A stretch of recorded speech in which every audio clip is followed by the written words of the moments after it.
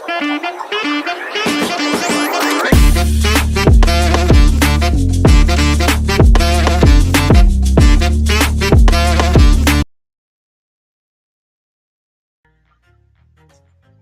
go.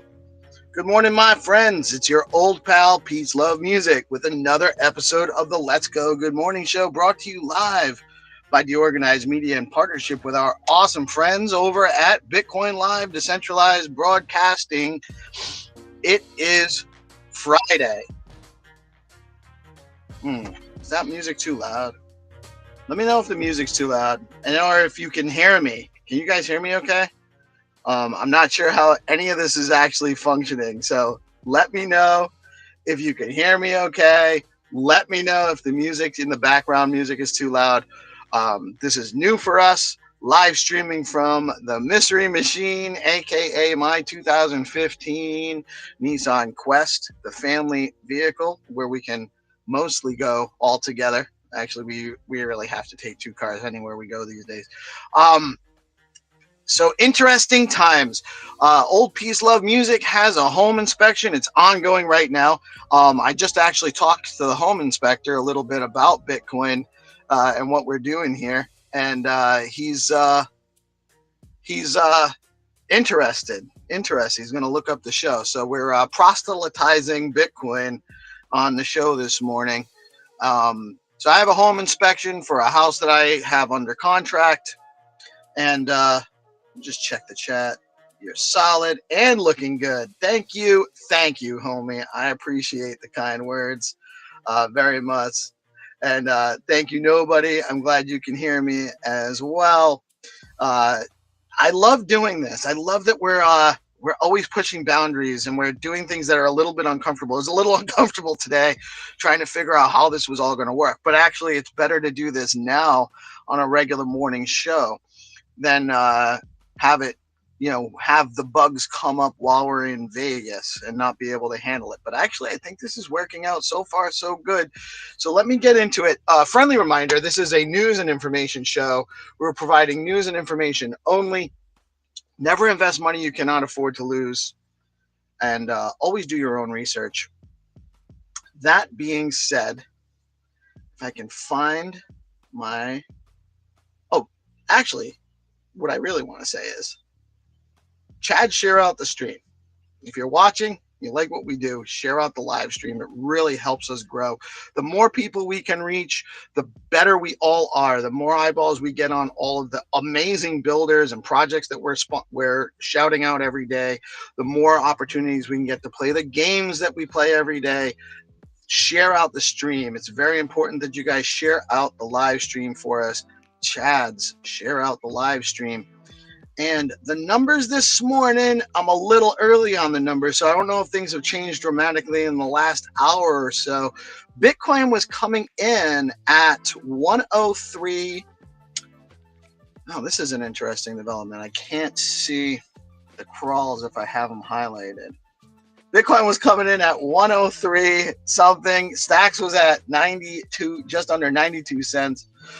Fear and Greed Index was at 69, ticked down a little bit. And the top three gainers, let's see if I can remember what the top three gainers were. Or maybe I can interpret it. I think it was IP, EOS, and Hyperliquid were the top three gainers in the last 24 hours on CoinMarketCap.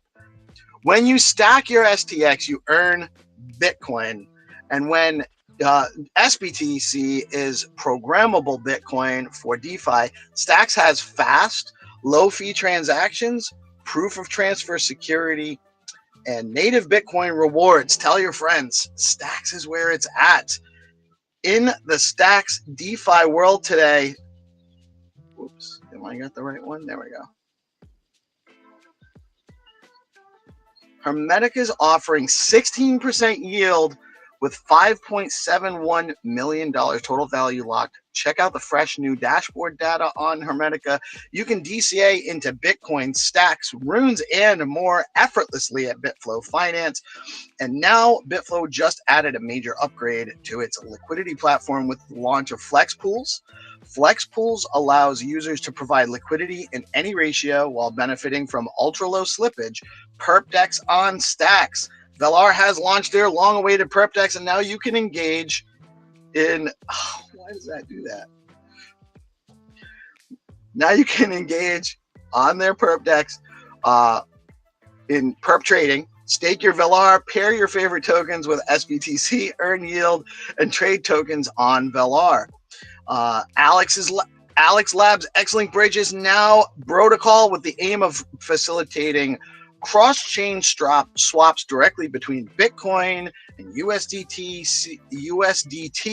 AUSD, stablecoins, and more. Head over to protocol to find out all the ways you can now bridge between multiple chains with Bitcoin.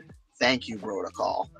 On Zest this morning, Zest is offering 4.41% yield on your SBTC. That's right, you can gain almost 4.5% interest on your Bitcoin over at Zest Protocol, with today's highest yield at 7.42% on STSTX.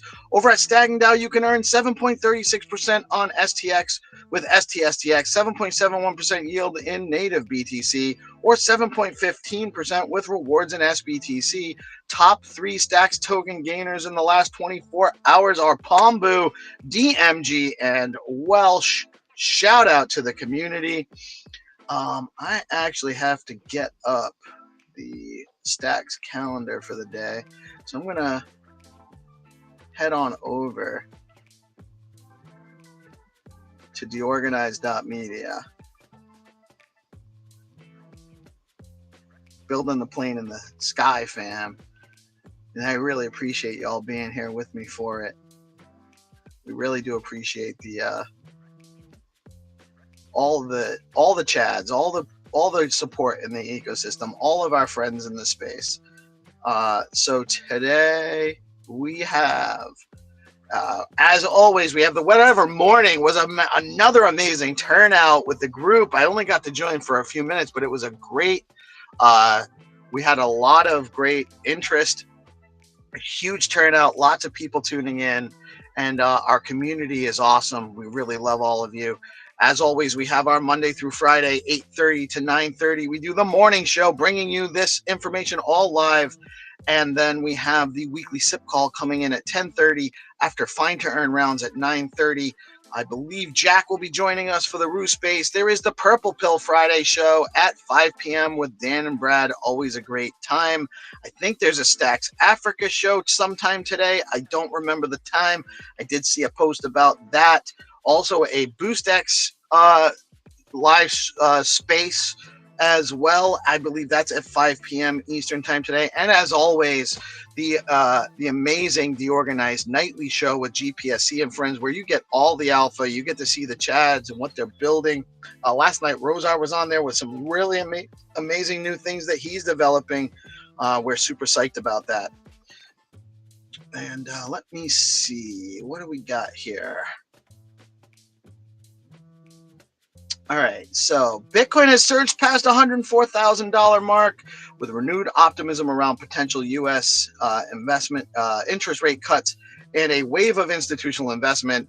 The Fear and Greed Index sits at 71. That's a different one than the one at CoinMarketCap, indicating strong bullish sentiment as analysts say the 105K resistance level is now within reach. It is.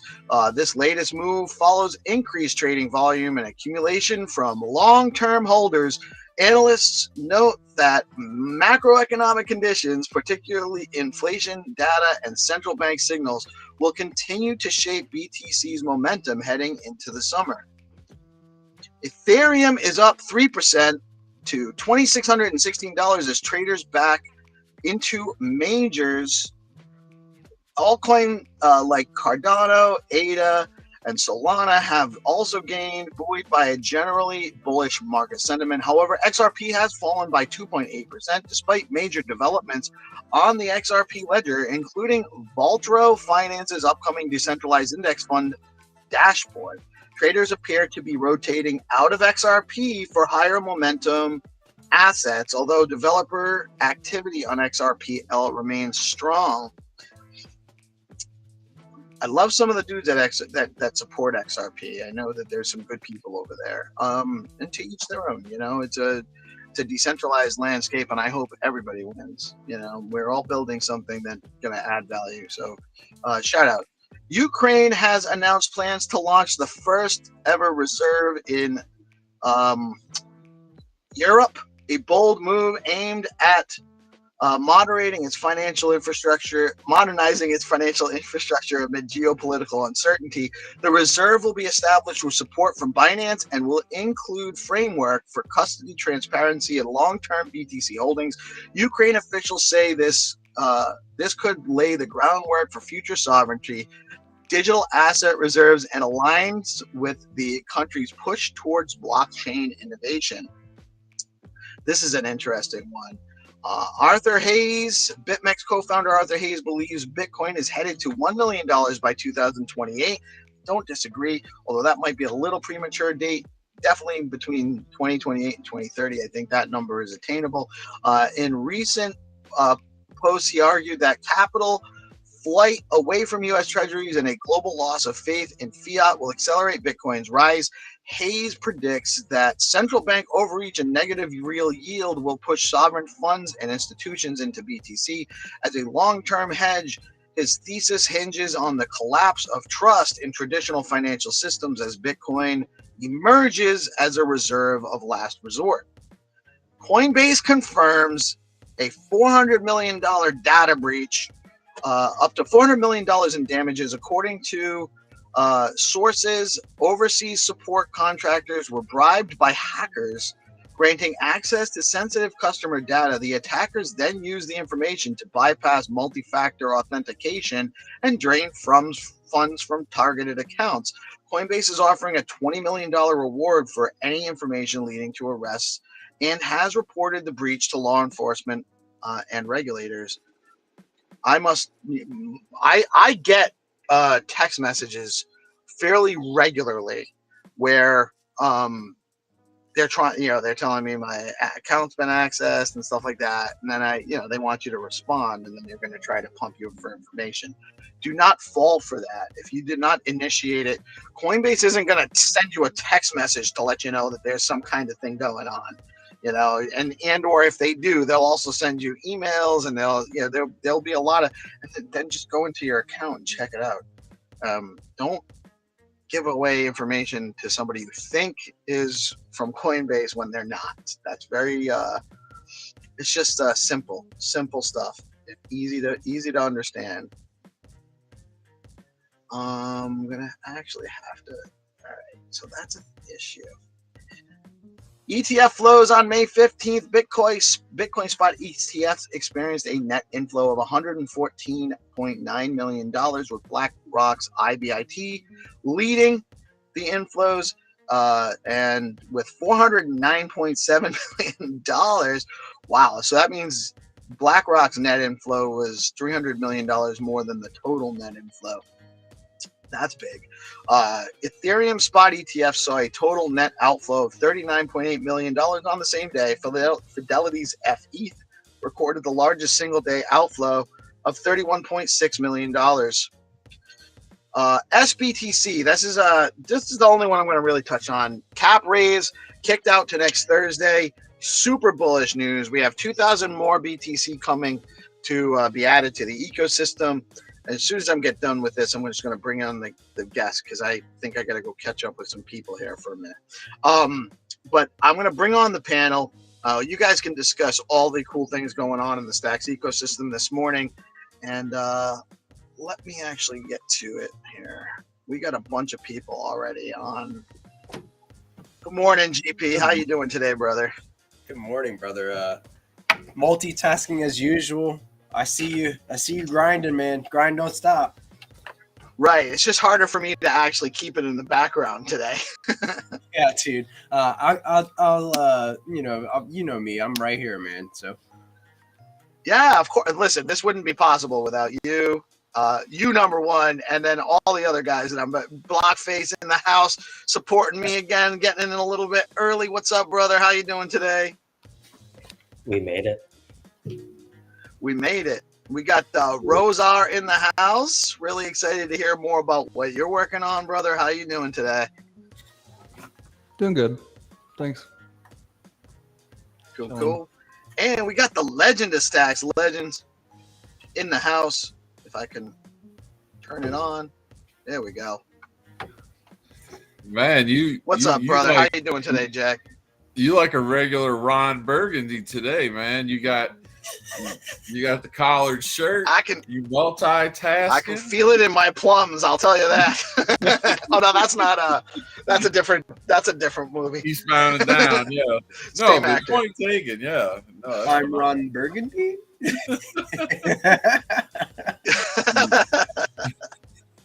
Oh, that's good. Pulling double duty, man. Like, I think we just had a dress code instituted for DeOrganized, guys.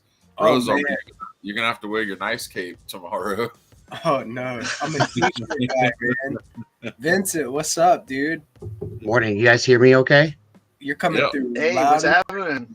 Nada. Thank you. Appreciate it. Apologize for the background. I was trying to get it to blur out, but it couldn't get it to look clear. So I'd rather just we've definitely had worse. I know. I try to keep. I like to keep it professional, and but it is what it is sometimes, man. With technology. So good morning, guys. How are you? Doing good, man. Really, really good to kind of catch up with you. And I know that you and the squad have been working really hard on some cool stuff. So I figured, why not? Let's get you on the show and talk a little bit about what you're doing, man. It's been a while since we got to. The space is so fast. It's been a while since we got to touch bases, man. How's it been treating you? I've been a slave to Web3. Let me put it like that. And you guys probably understand that tremendously, don't you? I work a normal full-time job during the day, and then I come home and then it's cranking away looking at spreadsheets and wallet addresses and getting everything organized in the background when you're running a project. So I know you guys know that very well. So it keeps me very busy. It's not uncommon to look at the clock and go, oh my gosh, it's 11:30 at night already, and it's time to go to bed and start the day over again, right? So yeah. And that's part of the building process. That's way past my bedtime. I don't have I'm lucky, in a sense that my kids are grown, they're gone. So now this is my opportunity to take control of my time and do what I want with it. Right. So this is where I see the future, right, in Web3 blockchain. If you're paying attention, and I try to absorb as much as I can from content creators and listening to the shows and catching as much as I can. I mean, I don't even think, even being in the space as long as I have been, which is still in infancy compared to a lot of people, I'm still new to stacks, right? And everything that's going on with stacks, learning the entire Bitcoin ecosystem and how that is transcending right now because of all the DeFi aspects being built on it, the layer 2s that are coming out, and institutional players coming into the marketplace that are absolutely going to grow this space faster than I think people are even going to understand. I talk to people at work, and they know very well what I do, and they're starting to finally come around and be like, oh, hey, let me get some Bitcoin. Go get this Xverse, wallet, and I'm going to show you how to mint your first ordinal. And they've never done, anything like that before. So it's like, hey, you guys got to get on board with what's going on, or you're going to get left behind. And I think a lot of people are going to get left behind if they don't start to understand how to take control over their finances and their money system and where it's going. Absolutely 100%. Yeah, dude, that window for being early is closing. It's getting smaller and smaller now that we're starting to see the institutional grade companies adopting everything Bitcoin, right? I feel like this is going to be a Bitcoin centric cycle. Of course, alts are getting a little bit of love since ETH has started to move a little bit, but now we have real Bitcoin DeFi on stacks and other layer 2s. Here, there's so many different ways to earn within our ecosystem. And I really think it's a huge unlock. Yep. I will say you mentioned institutions. We know the institutions are here. They have been here, I think, longer than what we think they have been behind the scenes, making things happen. I see this particular cycle being AI driven, DeFi driven, along with real world assets being tokenized on the blockchain and all that DeFi aspect kind of all coming together. I had my trading view just pinged me that a wrap centrifuge, which is doing RWAs, just went up 50% in a candle, right? So we know that liquidity is coming back in, and if you're kind of I think the hard part for a lot of people is they're so overwhelmed with what's going on in the space, they can't keep up with everything that's going on, who's building what on what networks.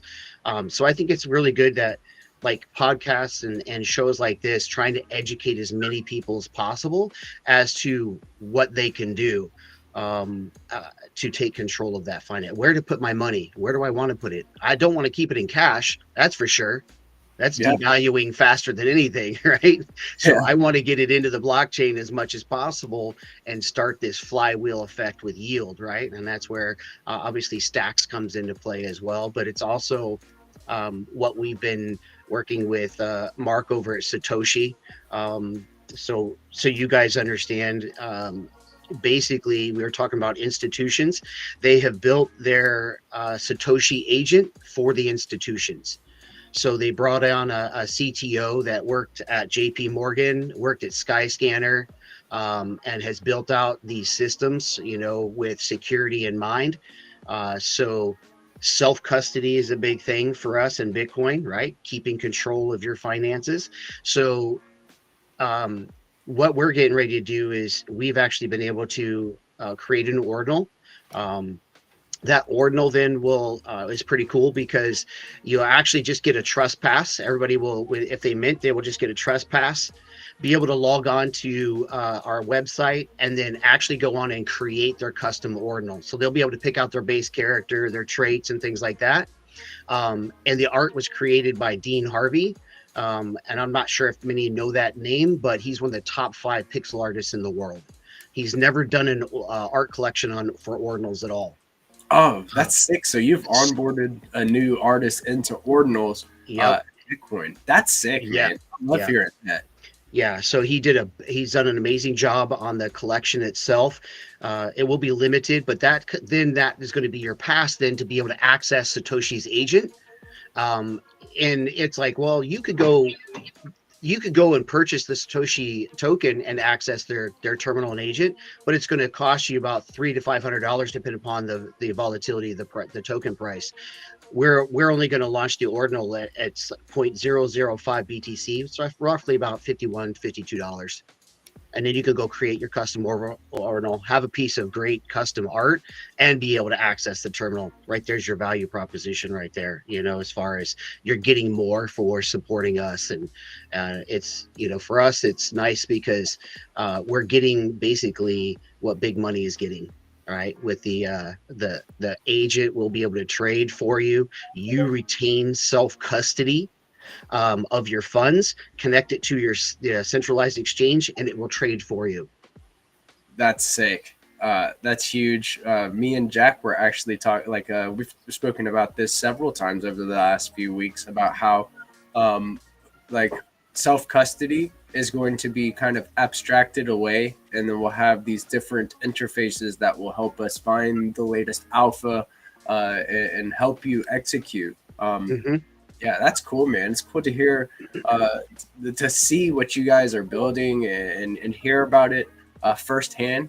I love it, man. This is what it's about, getting with other builders from the Bitcoin ecosystem and really just kind of showcasing the awesome stuff that is being built on Bitcoin. Never before, right?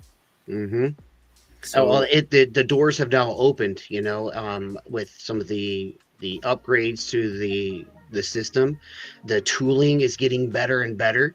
I mean, AI is getting better and better at helping devs build this stuff out quicker with no code, or being able to solve coding issues quicker. So the whole ecosystem is just advancing so quickly, right?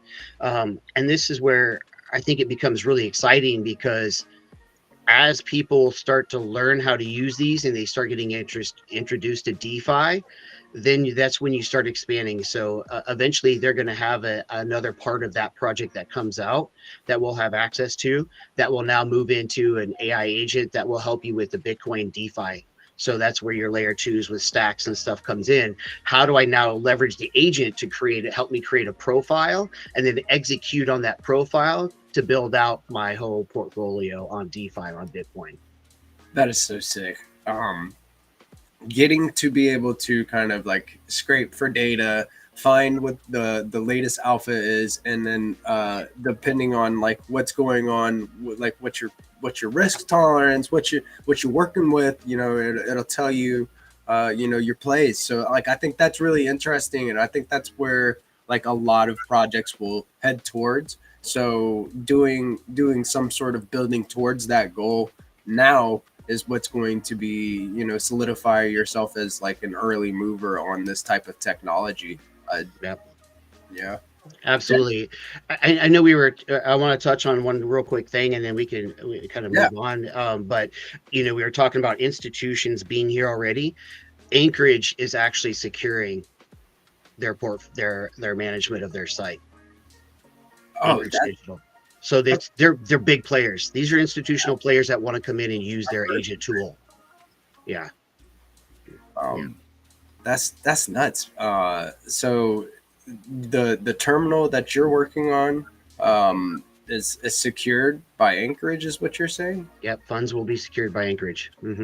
That's huge. It's huge. massive for them. Yeah, and that comes with, you know, being, you know, what Mark has done with their hiring a high level CTO, right, and having a team that's connected to those institutional players. If this tool is not really meant for retail, we're just getting early access to it because we choose to support early. And obviously, you guys know too, a lot of times, you know, you take the plunge and you get into something earlier and you're like, hey, is this going to work out? Well, the tool's already being built. It's built for high level folks. We're just able to kind of come in and get a piece of that pie early, right? Which is pretty cool. The whole idea, I think, for a lot of people is if they understand, look, I can have an AI agent trading for me, creating more Bitcoin for me. So far, with their testing of the agent, it's created 15 to 40% more Bitcoin for them rather than a traditional bot trading. They're using the agent to do it. So they're actually getting better. And these institutions, that's what they want. They want to keep control of their Bitcoin, but they want to be earning yield or stacking more sats in the meantime. And what kind of tooling they're going to use for that. How does it work with the wallet? Like, is, you know, how vulnerable is your seed phrase, you know, when you're working with the agent? Has that been established yet? So I don't know all the tech in background to it, but when you go onto their site, you'll be able to if you have our ordinal, you'll be able to access the site, create your account, and it will create a self-custody wallet for you there. And then I believe through API, you'll connect it to your centralized exchange, and it will do the trading for you.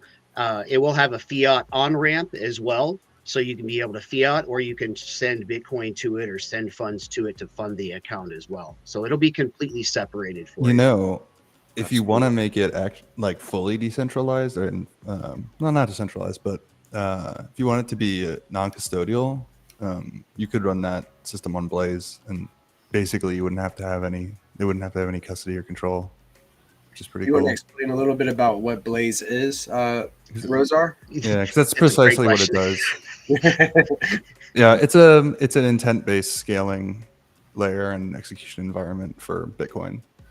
I've been working on and building on Stacks. So I would put you in contact with Mark and the team there at Satoshi, because that might be something that they want to go ahead and get you in contact with their CTO and look at that mechanism in order to do that. And that could improve the product line if indeed that's a fit for them. Yeah, because I sit on the other side of it where I'm not as. I heard you talking about it, and you mentioned like, effectively, like the easiest way to explain Blaze as like to like someone who's, I don't know, like from a technical perspective, it's basically like a developer API for a DEX. That's like one of the features you can get out of it. I mean, it can do way more, but like what you were describing sounded like very similar architecturally, but obviously there's different, trade-offs once you get into like the nitty-gritty of it. Mm-hmm. And when does this launch? Or when is this open for white List is open right now, so people, if you click on on my Twitter profile, you'll see some of the information listed right in my pinned post. There's actually a form right there that you can click and whitelist your wallet address for it. I want to make sure that we're shooting to have this ready to go by the 23rd to public, because we want to get it out before Las Vegas. That makes sense. Yeah. Yeah, that makes sense. So within the next couple, like week or two, we're talking the 23rd. I would like to have it out to public. We're going through Ordinal's bot as the launch pad. So, yep. Solid, man. So the whitelist is being assembled, and is there a name for this terminal? Like, what are we calling the terminal? Well, our Ordinal project is Bitcoin Underdogs. Bitcoin Underdog. Right? Yeah, we like that term just because we're a military group, so we're the dogs, and we're usually the underdogs, right? You always want to see the underdogs win, right? so we thought it was pretty fitting to go ahead and run with that particular name for it. The agent is, I believe they're in their final testing phases of the agent itself before they want to release it. And it's coming near as well. So we want to get the Ordinal out, and then people, as soon as they have the floodgates open for that, people then will be able to log in, create their accounts, and access everything. But we hope to have the Ordinals out by that time and have everybody custom Ordinal, and then they can support their PFPs. And then it'll be about running the actual agent and start seeing some results from that. So I'm excited for it. I mean, after everything that we've shared, what's going on in the ecosystem, for us to kind of have some of the tooling that has been out of reach of retail hands, that's only the institutions that, dump a ton of money and get access to all these specific tools that, retail just can't get because you're not in the cabal, so to speak, right? Yeah, dude. You're building tools for the underdogs, and we have some really cool underdog stories that will come from it. So I really love it, man. I love how you're building for the people. I'm a huge fan of like the FAFO squad completely. You guys bring a really good vibe to the space, man, and you guys roll deep and hard, dude. Like, I'm telling you, whenever I go into the spaces, it's been a while. I'm gonna have to come talk with Mark and catch up, come on stage and shoot the breeze with you guys, man. Because it's been a while, but you often have these awesome mental health centered spaces, and I think that is a really good space to come and kind of talk about anything and everything that you're going through. And you guys have a very nice support network, bro. So to hear that you have some really cool base tech coming, I'm excited. Very cool stuff, Vincent. Thank you, GP. I will say thank you so much, and it's been a long process, but we have also within the last month actually got all of our 501c3 stuff all squared away. So we actually have our Dogface Foundation that's directly working to support veterans as well. So that is fully up and running. So yeah, we're trying to tackle as much as we can and stay plugged in and see the future of what's being built out here.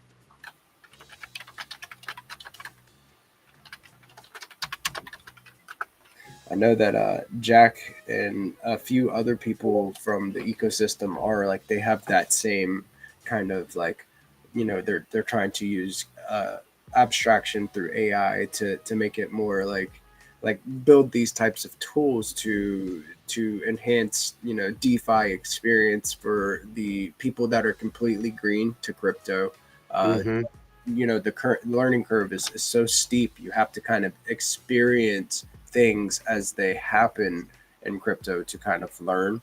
It's a hands-on thing, so I think that tools like this will really help with onboarding and letting people find the most base strategies. So I'm super excited for it. I think that it's needed in this space.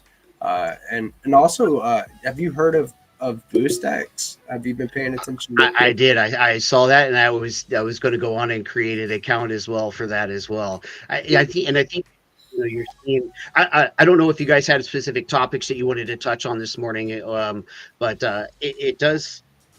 You got Kaido that's been really big on pushing that. Now you got your Boost. There's some other projects that are coming out that the different algorithms trying to reward smaller accounts for real content that's being pushed out and helping these projects, get more traction, because it's you got to cut through a lot of the noise, and that's the hard part. But I think if you have people that are creating real quality content with meaning, that's authentic, and then being able to get rewarded for that, that's going to be the future, because then you can monetize, because there's great content creators. Let me look at everything you guys are doing with DeOrganized media and stuff, right? To be able to put that into a monetization and then flywheel effect that, and then obviously then you're able to go and do things with those funds, whether you want to pay it forward, whatever, it helps run your business. That's what it's about, and then get rewarded for all the content, where before a lot of these big folks or big accounts and things, those were the ones being rewarded, and then kind of creating a funnel system where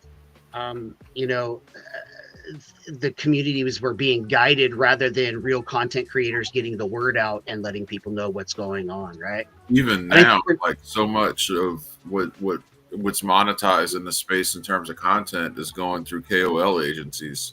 Yep. Still now the things like Kaito and wall chain and so forth might be able to put a dent in that. But yeah, you're 100% right.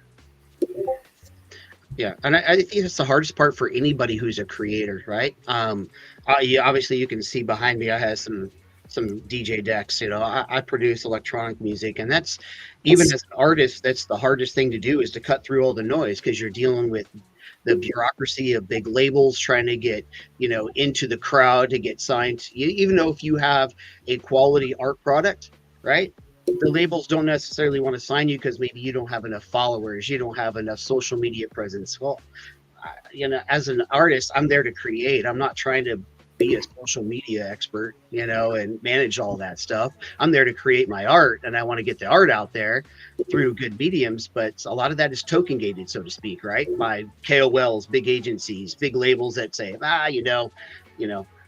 I'd rather sign a track by my buddy, even though the quality isn't there and it sounds like crap, but he's got a bigger name and he's got 100,000 streams of him a month. You know what I'm saying? That's the kind of stuff we're on a battle against, And I see we're seeing that change with blockchain. You're seeing music artists, graphic artists, people who do art, are leading to the blockchain, because I can now get paid and build up my following through that, and still try to support myself, right? By actually getting paid. Well, and not even just getting paid, but there's the capacity to create a new paradigm where creators can actually retain control of their content and the distribution of their content.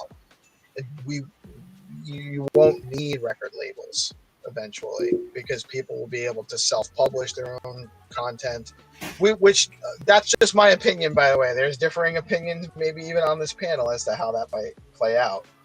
Don't get me wrong, because the labels do provide some access that you can't get right now in the marketplace without them. But more holistically speaking, when you create something, you want to retain the value of what you create, and you want to be able to distribute it how you want to. You don't want to have those terms dictated to you. And Correct. Blockchain and the development of peer-to-peer, permissionless transaction and trustless transaction is going to pave the way for more ways to distribute music independently and or content, I should say, not just music, but musicians really get screwed right now. They put in all the work, they created the art, and they don't make the most money on it when they sign with the label. I think the secret, though, is what's going to happen in the future is, which is what record labels have now become, is sort of marketing agencies with a legal department, where well, that's all they are. They have a tiny marketing department, and they're basically called business and legal. Right. Where the trick for musicians going forward, once we have sorted out publishing and distribution on the blockchain, is going to be marketing. Because just like you were saying just now, Vincent, creators don't want to create content They want to create, well, I mean, they want to create what's in their wheelhouse, whether it's art, whether it is creating videos online. So the relationships, I think, between content creators like us and new kinds of marketing, I think we have to start thinking out of the box when it comes to marketing. Exactly how it changed. I mean, we had print media, and all that's really happened is print media has moved itself into just a digital version of what print media was. The innovation, I think, is yet to happen once we've really put the rails in place for the distribution, the payment is there, and for the publishing. The next step really is tracking and publishing, and then marketing. And that's what you're going to still need is relationships between marketers or marketing agencies and the musicians. But the blockchain gives us a way better way to track distribution and publishing and all of that stuff. It's just, well, it's reading it. It's not about the tracking. The tracking is there. It's reading it and putting it and collecting. You see, there's ways they're kind of doing it. Like you can buy, for example, a license on chain, and that license entitles you to use the track. For example, if you've got a hairdressing salon and you want to play music inside your salon, you can then buy a license of a playlist. And then the good thing about it is once that license runs out, once your term on your NFT runs out, then the music just stops, you know. So you kind of, that's the way I see it kind of evolving. But it's just really the voice of the musicians. How do we get their voice so that people, because your fan base isn't going to have to be as big. You're not going to need 10,000 people streaming or 1 million people streaming your music on Spotify to buy a bread roll. You know, you're going to need much less people to be able to sustain a living off music. Correct. But it's how do I find those people? That's the thing. Correct. Someone's going to make the blockchain of Spotify for music NFTs. Right. Like that's coming. And that's, you know, because right now your typical NFT market is primarily focused on the visual art, and that's people's perception of NFT markets. And so, you know, the actual marketplace where you're going to see the music, and I think you're also going to see a big market rise up around independently created, essentially AI films, right? That and people are going to use NFTs to distribute those. We might see that come up in tandem, but if I was a big name music artist, like if I was one of these people with hundreds of thousands, millions of followers on social media, and I wanted to release music, I'd release it straight as an NFT. Like assuming you could get away with that with your label and not get sued into oblivion or what have you, right? But the thing is, and this is where again it's playlisting. So it's what Brett has done with Parrot Radio. So it's fine to release it as the NFT, but you've got to remember people need to be reprogrammed. They're not used to just listening to an album. They want a playlist. So now you need, and it's a chicken egg situation because you need to put a lot of music.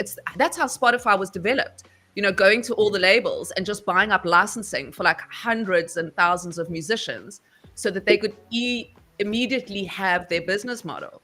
But I think that is the problem. I mean, look, Gary from Gated has built a great way to sell music, and Brett has built a great way to playlist music. But there's very few besides Sound XYZ who have kind of taken a step forward. Their back end is just shit. They're like not good to musicians. I actually, the hard part is like what you're saying is marketing, is getting it out there. I did put a music NFT out on Sound XYZ.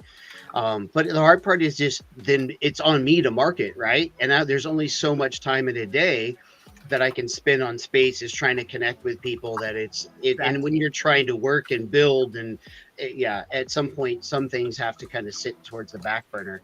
And maybe that's where even AI is going to come in, right? If I can have an AI agent that is going and scraping me profiles and things like that to say, you know, hey, reply to this person and create a conversation. that's where the marketing aspect is really going to start to blow up.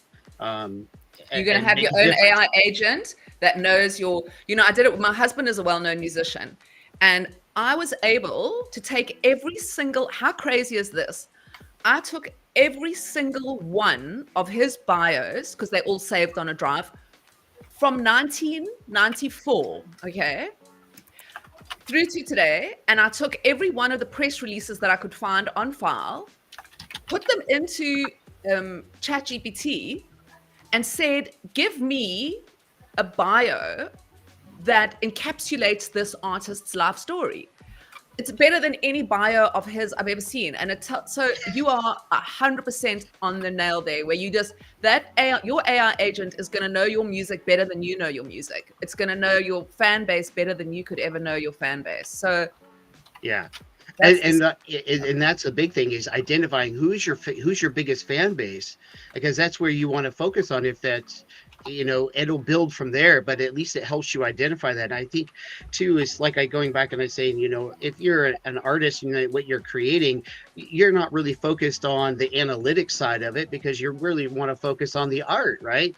Yeah. But if you have a tool that can help you identify that, and then you can integrate that in, then it becomes much more manageable. Then you can focus on what you really want to do, is the art.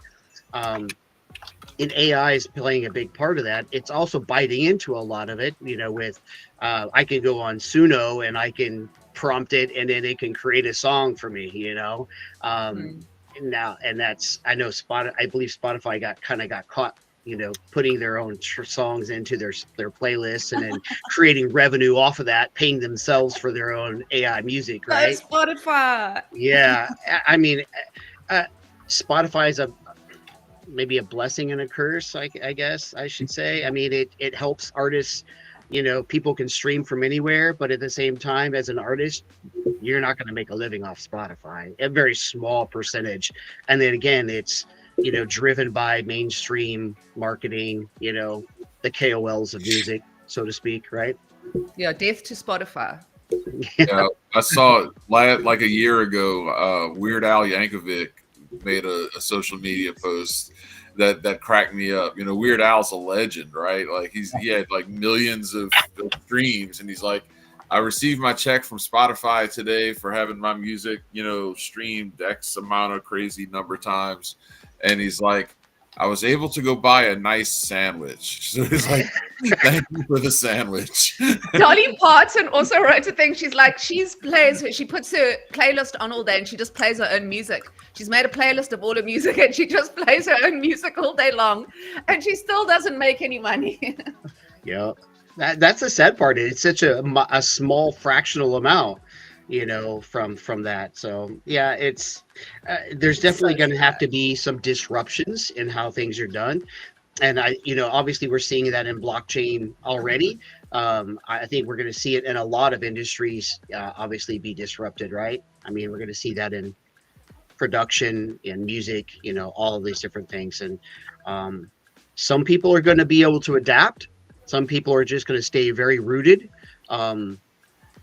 I guess I look at it as, hey, if I am open-minded, then I can learn to use these tools and better maybe it betters my music production. Maybe it betters my marketing reach, right? I can use these tools.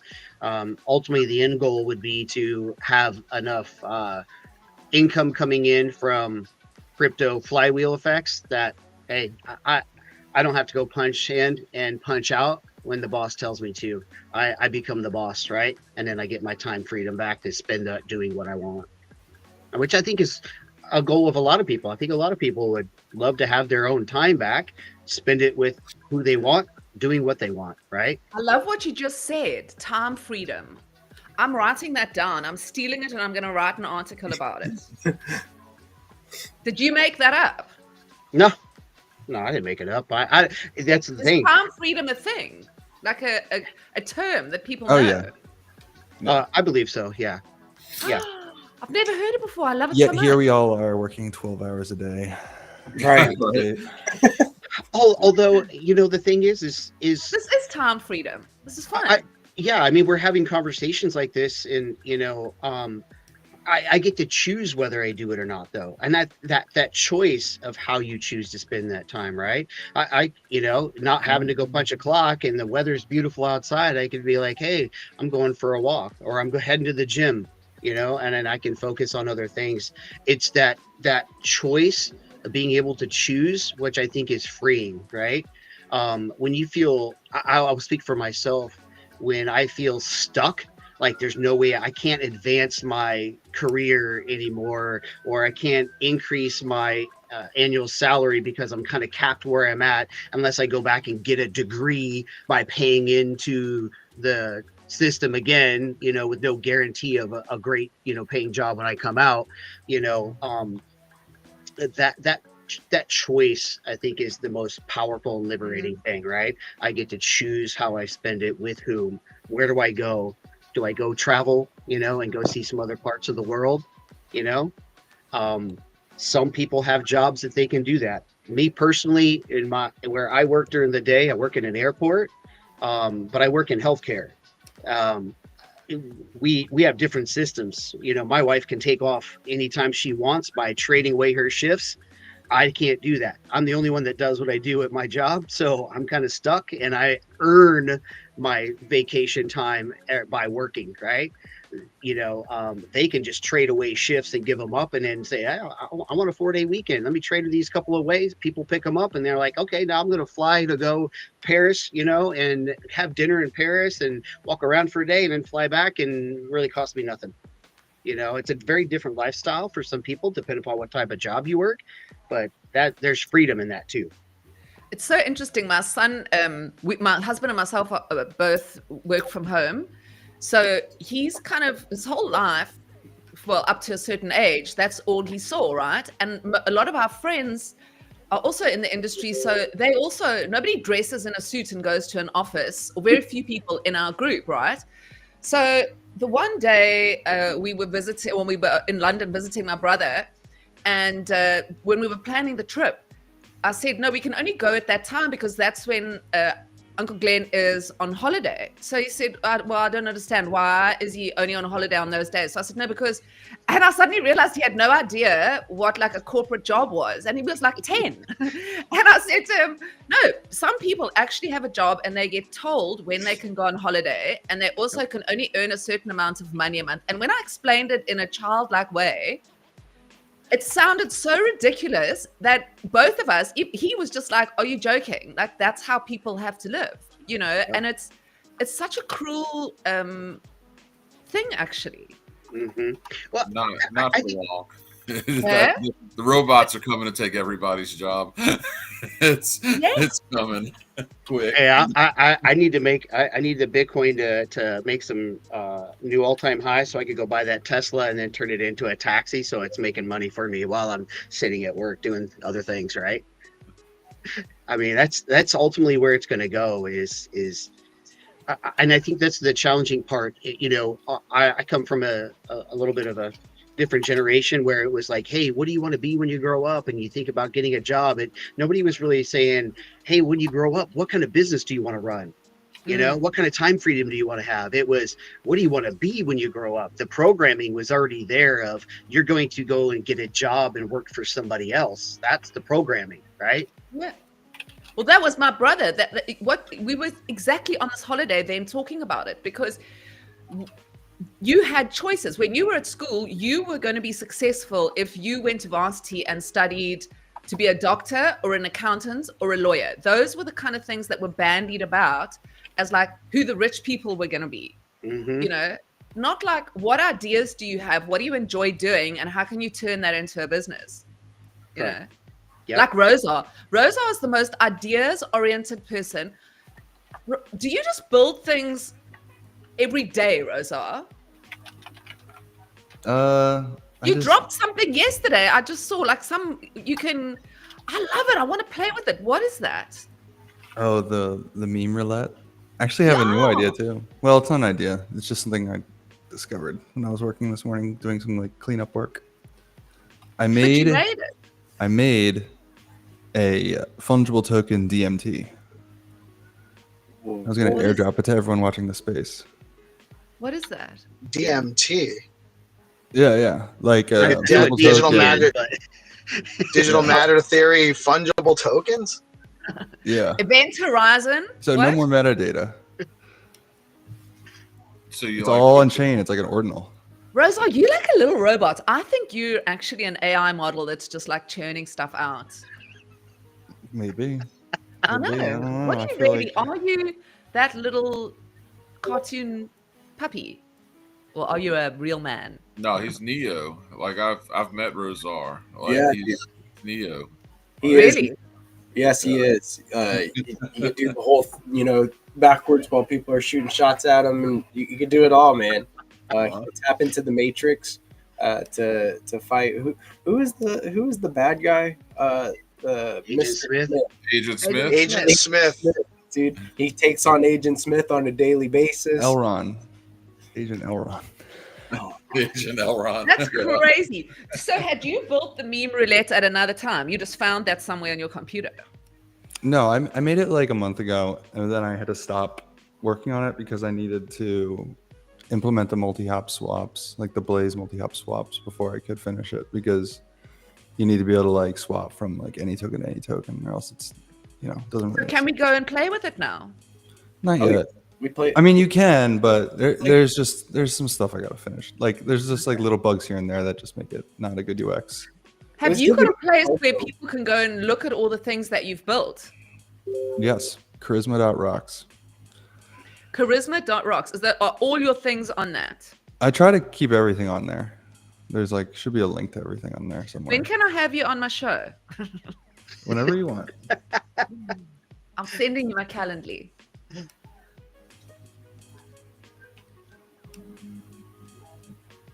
Peace, how are you? Yeah. With your Wait. One last peering thing. over the top. Let's get a hold. If anyone knows where, what's his name is? Go ahead, Rosar. BoostX. Who? BoostX man. Sex man. Crypto dude. BoostX. Yeah, Crypto dude. What's up? Yeah. Someone get a hold of him. You We said can two airdrop sex men. some I was like, what? It's Friday. Is this what we do now? The sex men are the lesser known companions of the X-Men. Superhero team. It's like the Magic Mike version of the X-Men. The sex men. They're centralized. They've got like superpowers in bed. Like CEX. That's what I'm going to call you guys from now on. You are the sex men. There you go. And I am your leader. What happened? Hey, as long as our It's like a reverse Charlie's Angels situation. Yeah, it is exactly that. Reverse Charlie's Angels. Get the fuck out of here. You're the men Charlie's Angels. I don't know, man. Mel seems like her pimp hand would be strong. I'm Kitty. Bad Kitty is my pimp name. Oh yeah, Just she's call gonna me set him bad. straight. I You wanna better be have Lucy her Ray. money, boy. Yeah. I am not getting pimped out. Sorry guys, I went rogue for a minute. I forgot where I was. That is okay. On We that gotta rein note, her it back is in. time. The Game Master is here in his true form. How are you today, sir? More than Zinni. Hello, mortals and friends. As eternal as ever, let the hunt begin. Let's go. Play some Bind to Earn, baby. Let's go. Happy Friday. It is time for Fine go. Turn. Can you guys let me know if that music's a little loud? I don't have my regular setup, so I can't I tell.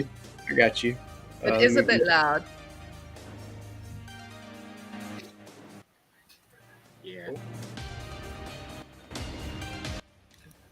My fingers are too big to move this little dial here with any precision. That's perfect. Are you running everything from your phone? He is. I'm dude. running everything And from my phone right now. That's And amazing. that phone's not crazy. burning up hot. Like when I try to use My phone is warm. My phone. phone is warm right now. My phone is warm right now, and I have the benefit of being plugged in. So I'm still on my old phone. I'm in the car, so I have a charger. I didn't have my charger powered on for the first half an hour, so I burned through 40% of the battery. my charger doesn't actually work really well in this car either, so it's like still dry. It's still drawing down battery. Why don't you be using your laptop? I'm at a home inspection. Yeah, no, but I'm can't working, you take your laptop with you? I know. You all have connection. I could have, and then I could have just connected it to the hotspot. I could have tethered it to my phone and ran it through my phone's Wi-Fi wireless. Like I could do that, but I don't have anywhere to really set it up.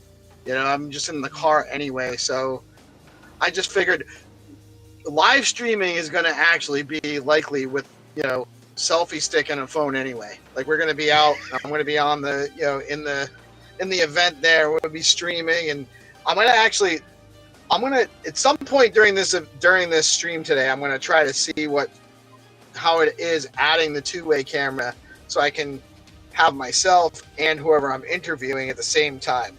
So that's the plan for like when we're out and about in the events and stuff, to kind of just live stream like this and then turn the camera around and like show people what's going on at the event.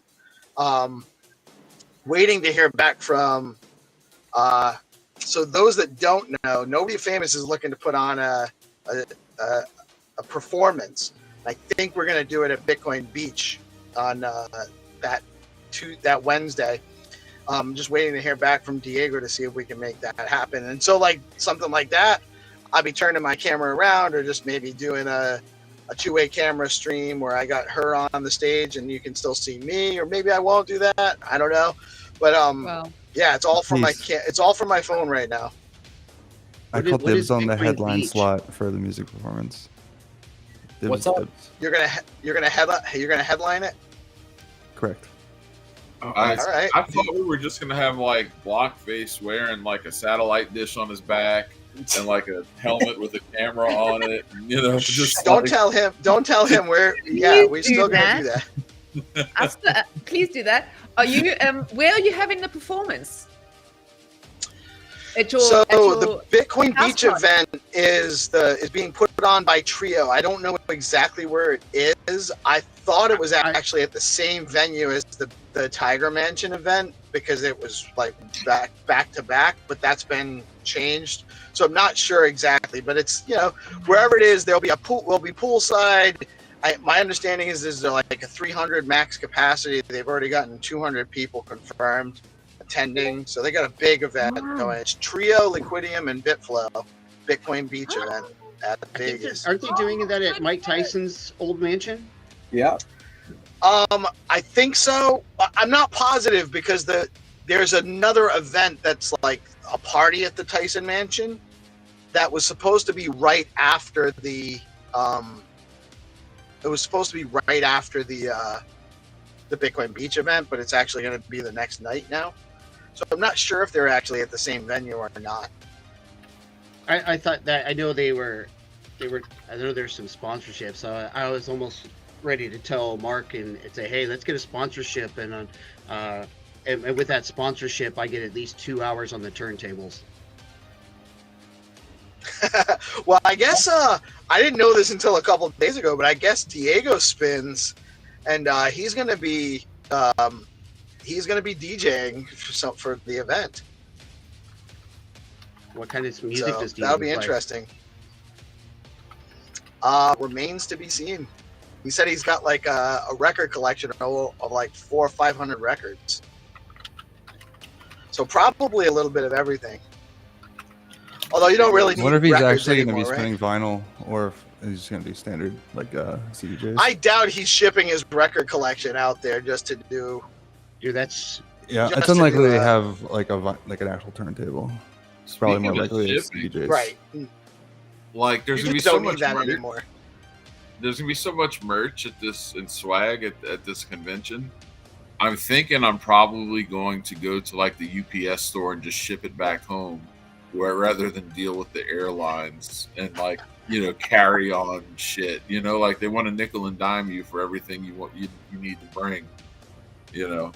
Well, you could take a large suitcase, and it's probably $30 to $50 to check it. You know, it's probably going to cost you that to ship everything, maybe. Maybe. You just check a bag and put it all in your bag. And guys, I apologize. We're like way into the find to earn segment, and we're still just talking about Bitcoin Beach and everything. And I want to get Zenny. I'm sorry. I let this get out of control because I'm not in my normal element. We just launched and I we actually can continue conversation. Let's go. Yeah, let's launch. I gotta go off camera for a minute. GP, you can keep it running. I know you can. Of course. All right, GP, you're point man on Find to Earn right now. I'll be back in a minute, guys. Let's go. Let's play some Let's Find to Earn. go. The first episode will be for newcomers, the people who didn't play and win before. Let's go. Who will count down?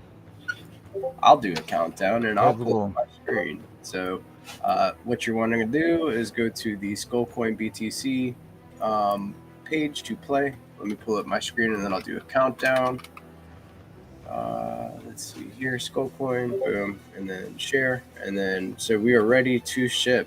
I hope that you're on the Skullcoin BTC page. All right. And 10, 9, 8, 7, 6, 5, 4, 3, 2, 1. Let's go. This game is just very easy for newcomers. It's a flat game. You have to find this grass. And we have 5 rounds more. We have 2 double rounds for Leo and Pepe, 2 single rounds for ROO and Factory Fun, and the final round for Mem will be a jackpot round with bigger prize. The winner will get 60 USD. Wow, huge jackpot round on the last round for Meme, 60 USD up for grabs and Meme. Let's see. So we are looking for a flat trampoline in the middle of this, what it looks like to be a loop of houses. I got a yellow work van here, along with a red lawn service van next to this flat. So this is the location that we're looking for. Let's see if I can't give this a like and a share. Please be sure to like and share this actual post, and then also share the broadcast out. Get some more players in here and have some fun. Big shout out to everybody on the whitelist. Got a lot of new players going on. Very awesome stuff. I love the flat squad. Big shout out to Silky Jones and the flat crew. Awesome. Is anybody on the panel whitelisted, Zenny? Yeah, so no, for the first game only newcomers. Our goal is on board as many users as possible, and we will launch this game maybe not on the shows, beside the show and any time. I will make the different white lists from the community, from OG community. We want everyone to understand how to play, like you did, like PeaceLoveMusic with his like 12 wins, and Melanie. We just want a mass adoption, slowly find turn before on-chain game ships. Okay. We continue our find turn games, and the next rounds will be open for everyone, so everyone can play and participate. We will not wait for the winners, since it's a new players. They have to understand how to play. They just go to the link and just follow. Very, very simple game. Right on. And it's fair. I am preparing the next episodes. Let's play the next. Will be Leo game double round. All right, so a double round for Leo coming up. And let's play simultaneously the single round for Factory Fun. Dope. So we got a double round coming up. 2 locations within the first starting location's vicinity. Yeah, I'm trying to play this round too. It's open for everybody. I can share my screen and show how to play. So everyone who are not in whitelist and repost us, we will add you to whitelist in the next game next week, or maybe it could happen on weekend. We don't know. Follow Skullcoin, add notifications. We can post game anytime. And we continue. Let's go. Definitely follow the Skullcoin crew at Skullcoin BTC on X.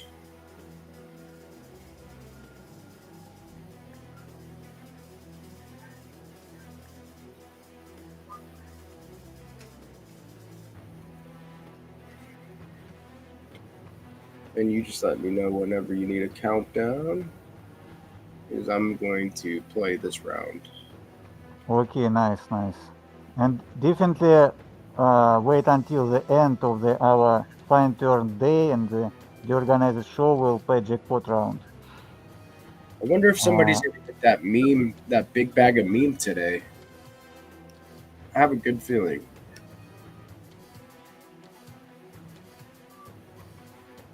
It's been building up all week, and I like that. If somebody doesn't find the round within a set period of time, that it moves on to the next day and it continues to grow. I like okay, that. let's launch the next games. We are ready. You wanna count down? 10, I will 9, define the winner later. Let's 8, go. 7, 6, 5, 4, 3, 2, 1. Let's go. Everyone, repost like the game, repost like the stream to participate these games. We play 2 games simultaneously, double round for Leo. The games is on. We use notification and timestamps on X to see who is the winner, who was the first person, first hunter who dropped the right coordinates.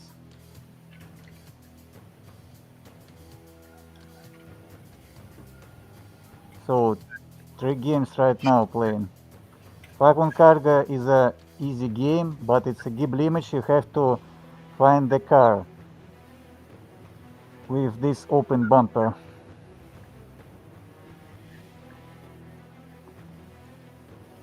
And the Leo game, you have to find the situations. Seems like Orange not playing today, yeah? Oh, lucky for that, dude. Yeah, that's serious. That's awesome. Maybe somebody else will win. Orange is really good at this game.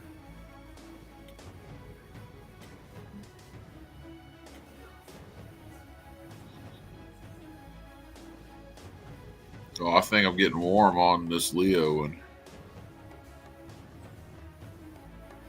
these houses all look the same. Yeah, cookie cutters.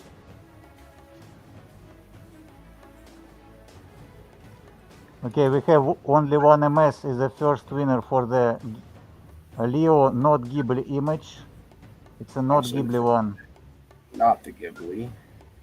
So now we're looking for a Leo that is sitting on a toy tractor in the front of a house. Looks like somebody has some sort of flag there on their house. So I am looking for a flag. Yeah, there is a flag of Ireland and the small tractor, yellow one. Let's go. We have only one winner yet. Okay, Defy Dictator, this game is solved. Kaizen won the second one. Nice. Kaizen, our OG, congrats, man. Welcome back. I have to upgrade my mouse to compete with these guys, man.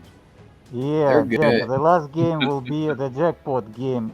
It was not solved previous 2 days. You can try it. It's a very slow game, actually.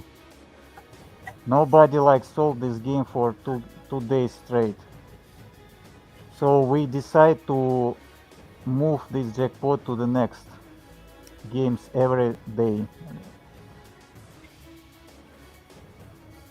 Make it more interesting, more intense. Stevie Quotes, you drop the starting location. You have to find the picture this location from the photo. It's very easy. We will add you to whitelist. You was in whitelist for the first game.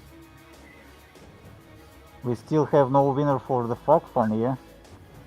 Let me check.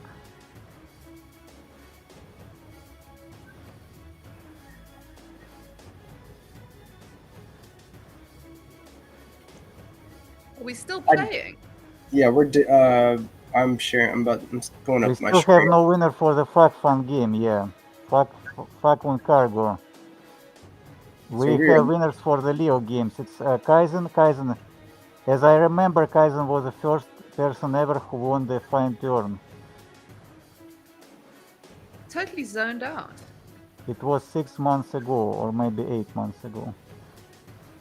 Big shout out to Kaizen.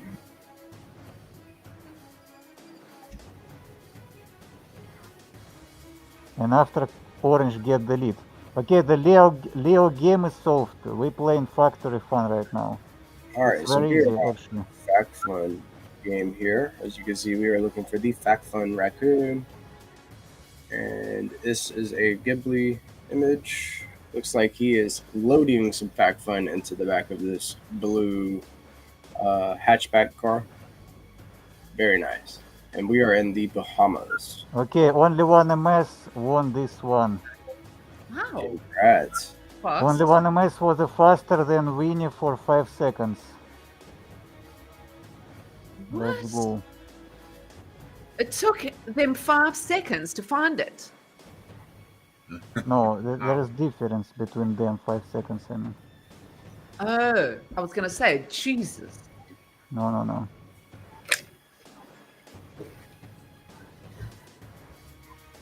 Okay, the next game will be Pepe double game and the single game for ROO, Chill ROO, Summer ROO. Let's go. We wait everyone, couple minutes, everyone get back from the world to digital world, and we'll send you back again. Rest and profits, friends. Who will win this round? If I Dictator was a third, this game is solved.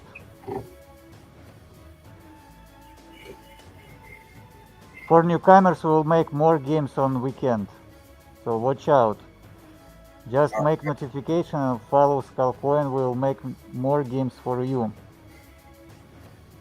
Zarmani, you're not in whitelist. You won't before sometimes.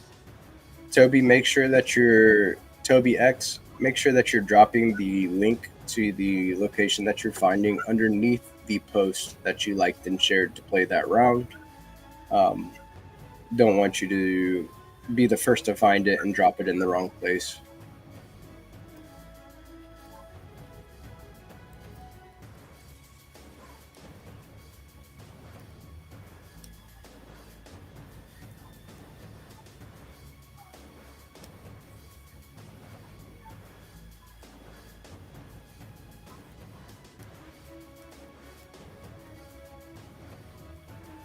And we are headed back to the Skullcoin page right now. Getting ready to refresh. Good time to show off this awesome, I have the BoostX Chrome extension downloaded. So I'm able to see this awesome button that I can click for Skullcoin Quest. And then it'll lead you straight. Okay, we will not count the game for only one MS since he didn't repost and like the game at all. So does it go to the next round? Yeah, we just exclude your prize. You will not receive the prize since you didn't understand the rules. We said it to you personally before. Guys, make sure that the first thing that you're doing is liking and sharing the If you don't like our rules, I will show you 4 multi-accounts to everyone. Guys, the Game Master doesn't play. The Game Master doesn't play. You gotta like and share out the stream, and you gotta like and share the game rounds. We tell you every day. No only one MS, it's too late. You will not receive the prize for this game. We will not repeat. Okay. We are ready to next games. Alright, so you want me to do a countdown? Wait a moment. Alright. We'll wait just a moment. Get that Jenny get situated. While we have a moment, I'm going to play a little word from StackingDAO, if you guys don't mind. Yeah, for sure. Let's get into it.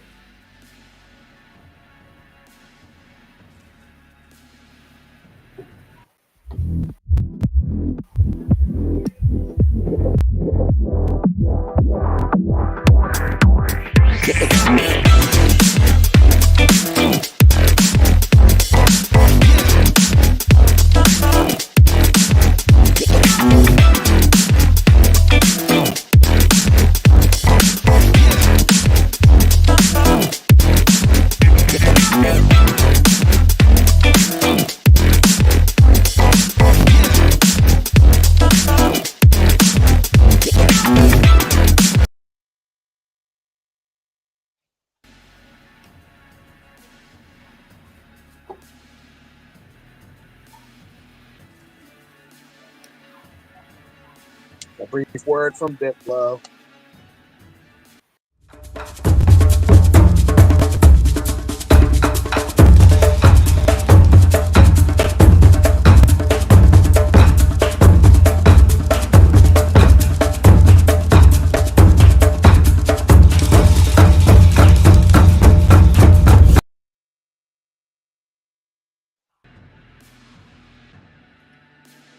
Okay, hunters, are you ready? This is amazing music for the start. Two last games before the jackpot game. The most intense and interesting game for today. So the ROO game will be easier, the Pepe is harder. Let's go. Who wanna count down? I'll do it again. I'll give it. I'll do it. One of you All right, guys. let Mel do it. All right, Mel, you're I'm going to up. do my daily countdown. Okay, let's go. Let's go. 10, 9, 8, 7, 6, 5, 4, 3, 2, 1. Let's go. Let's go. Let's The go. game is launching right now. Double round for Pepe, one and only Bitcoin Pepe, and the ROO, the one and only best meme coin ever. ROO, let's go. Oh, look at this Rude just kicking it in the, just lounging back. Oh, he's got it made in the shade. Let's go.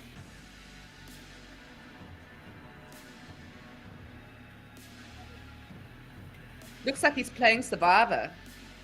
Yeah, I was watching Survivor last night. We're also watching it, the latest one. Yeah, dude. Joe. Yeah, dude. Joe's in there like swimwear. We might be, yeah. I'm scared you're ahead of me, so don't say what's happened. Yeah, I won't. I almost did though. Okay, the Isaac dropped application. Let me check, Isaac. No, Isaac, this is a different red car. I will give you opportunity to find the red car that you missed yesterday. Everyone, find the car. I give you the 2 red cars. Okay, we have winner for the ROO. It's Elizabeth. It's Elizabeth Dumoso, and seems like it's not the alt account. Congrats. Congratulations. Congrats. Crystal clear. Let's Let go me back. check. My We friend still have Hunter, this the game is double solved. round. Elizabeth Dumoso was faster than you just for 8 seconds. Maybe less.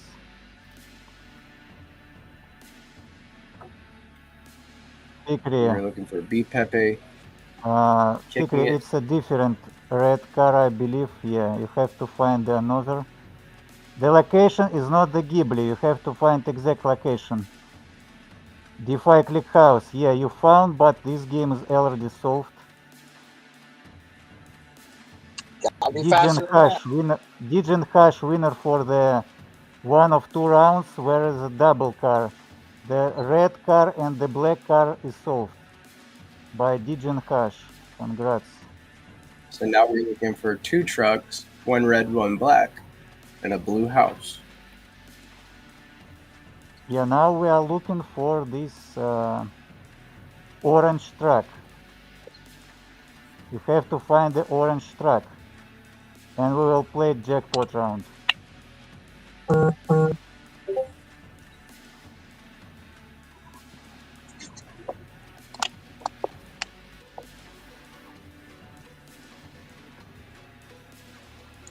Isaac, this one is solved.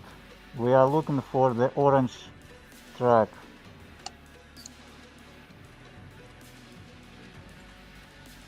No, this is not right location. I'm waiting for the orange one still. Let me check, Winnie. They both look red to me. Yeah, Winnie, ROO game is solved. We play in the orange truck.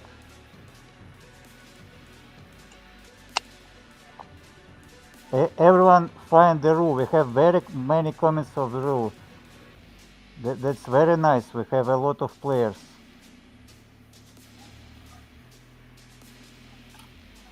We still have no winner for the orange track.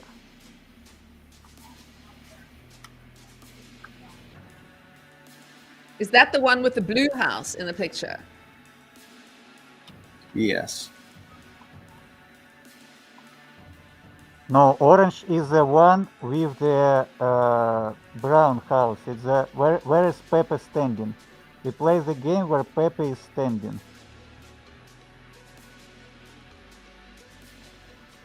Okay. Crypto Lady, congrats, assist point friend. This game solved before by Degen Hash. We playing the game where Pepe is standing. Not sitting. Pepe standing game is still on.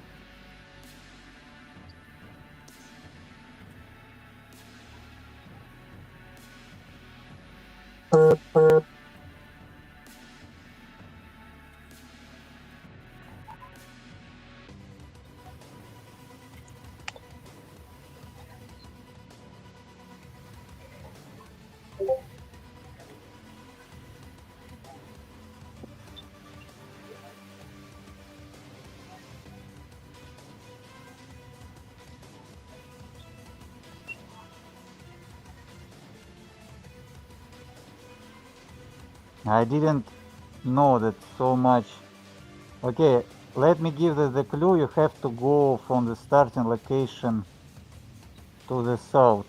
It's somewhere not on the north. It's the east-south.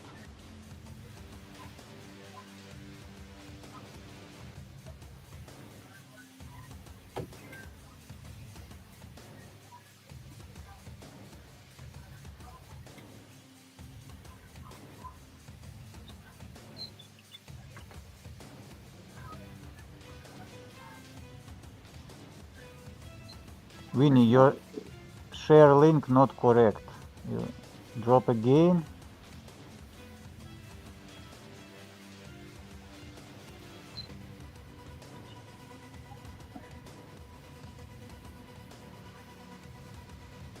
To find this location with the Pepe standing and the orange truck, you have to go to the south and to the east.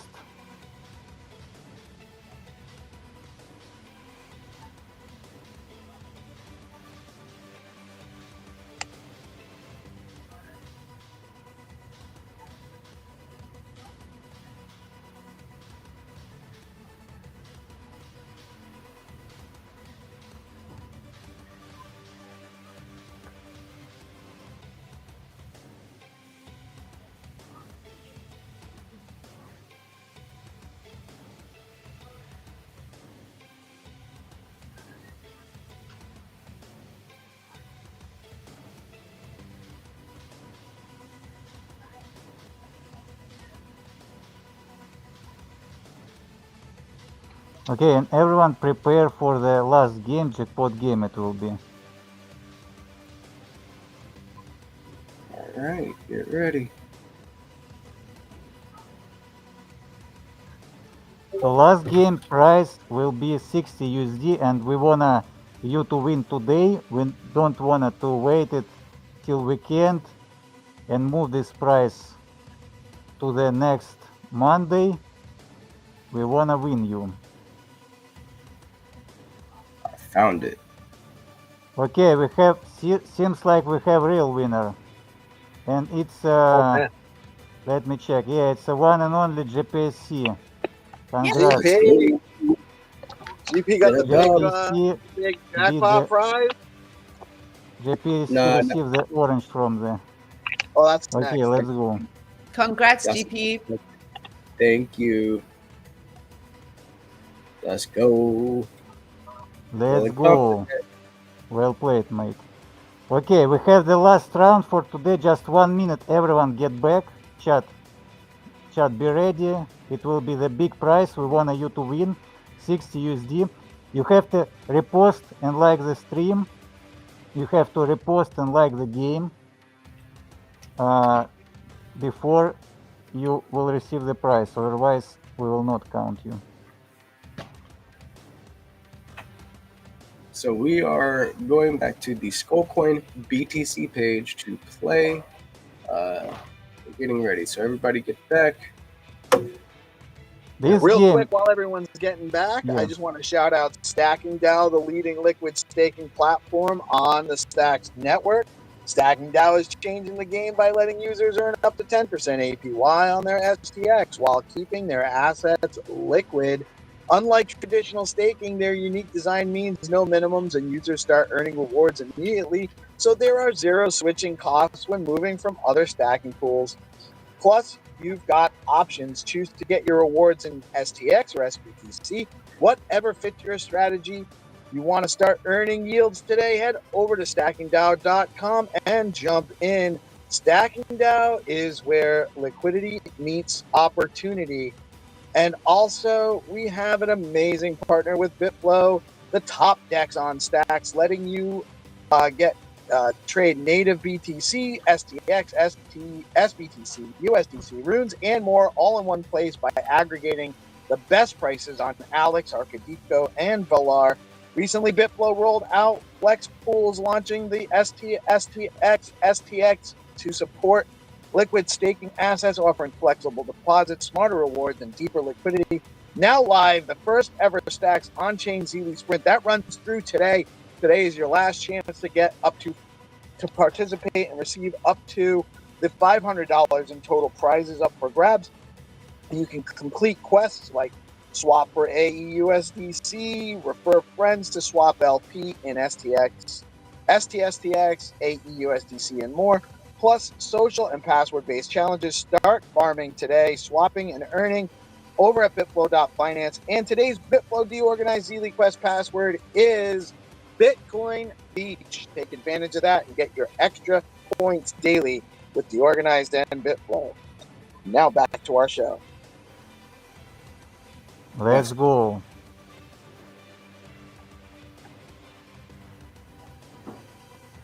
Okay.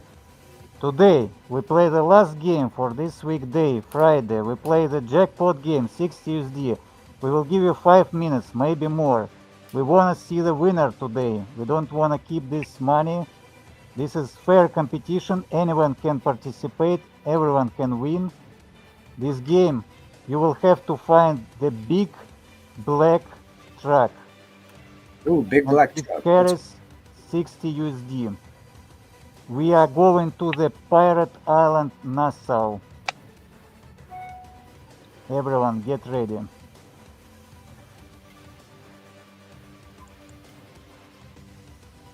Who wanna count down? Did you want to count down again, Mel? English or Afrikaans? Afrikaans. Okay, let's go. But I'm going to have you all counting in Afrikaans by the end of next week. Let's go. 10, 9, 8, 7, 6, 5, 4, 3, 2, 1. Let's go. Yeah, Okay, let's go. 3, 2, 1. Let's go. The game is launching. Last game, jackpot game. You wanna see the winner, hunters? Show us the skill and respect your opponent. Respect the game, like and share the game. Don't afraid of opponents. Don't afraid new players. New players just give us the opportunity to become bigger. I wanna see more reposts and likes and notifications.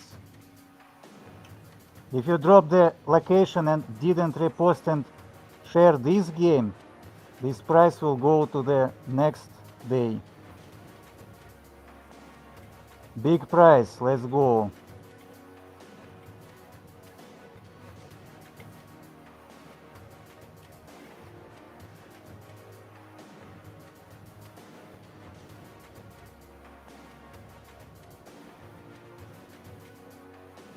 And orange is not playing, seems like. You are lucky today. Let the hunt begin.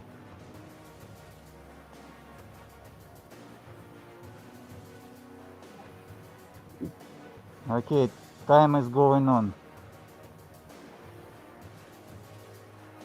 I will give you at least 5 minutes. But somebody can find it at any second. Just be lucky. But maybe it's skill. We'll see. You can team up, but you have divide the price, so it make no sense.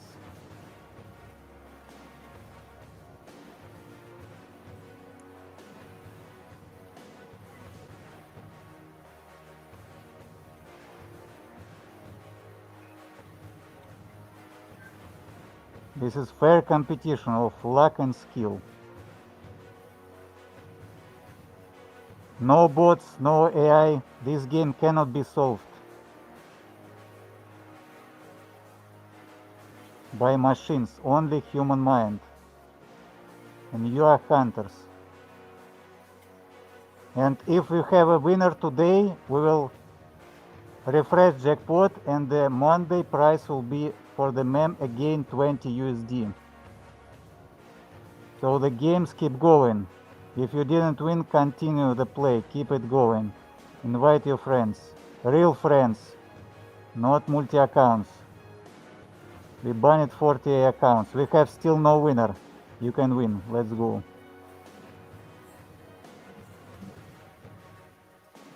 Obviously, this location is not so close to the starting.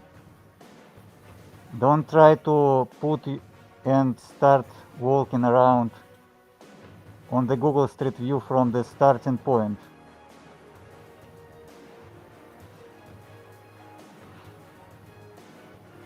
You are on the pirate island, Nassau. Out in the Caribbean. Yeah, we don't have like the black ships pirate, but we have black trucks. One of them brings the price.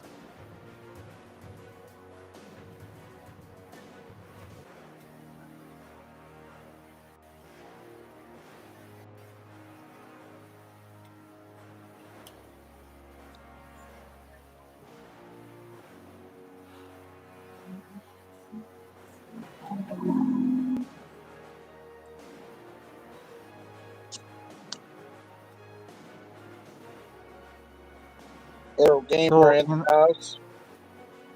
In on-chain game, we will give you opportunities the mint NFTs, maybe also in BoostX quest with the mint NFTs to exclude, to remove the locations, the part of the map that there will no treasure. So for example, you pay like small amount of skull coins and you can exclude the part that there will no the search for the treasure, for the location. It will be grid like 2-on-2, 4 pieces, X tiles, or maybe 3-on-3, 9 pieces. But to understand this concept, we will show you this not so easy game. Okay, the Father Abraham dropped the location. Let's check. Maybe he is a winner. Father Abraham, no, I don't see the black big truck here. The game keep going.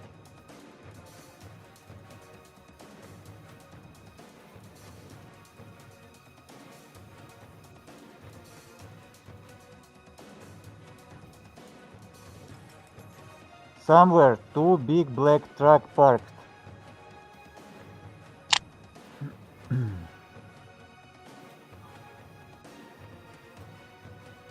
Okay, chat, when the timer stops, I will ask you in chat if you want to continue this game or move this price to the Monday. It will be up to you. You will vote.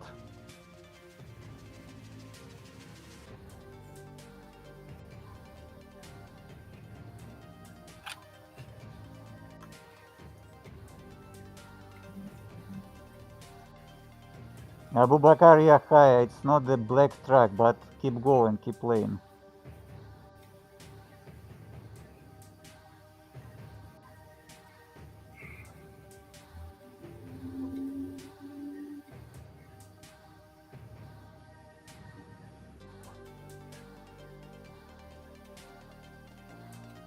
We will not take longer time. We will not want to take you like 30 minutes, 1 hour to search. We want to make it fast games. You just win or not. No frustration, just skill, luck, and go. Let's go. We continue.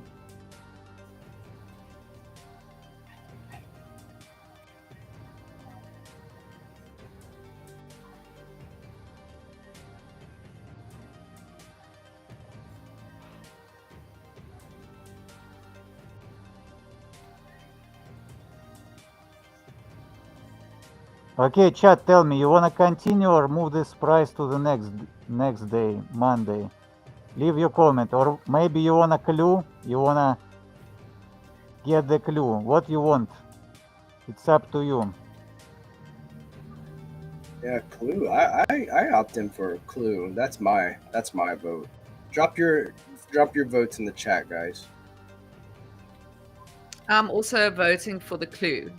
Okay, we'll give you the clue. Let me find this.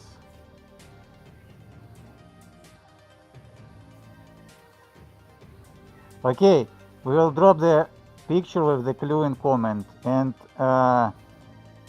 you will have to use it to find. Okay, let's go for the clue, sure. Chat, you decide, we just follow the chat. What chat wants is for us. Okay. What was the clue? Not yet, not yet. Oh.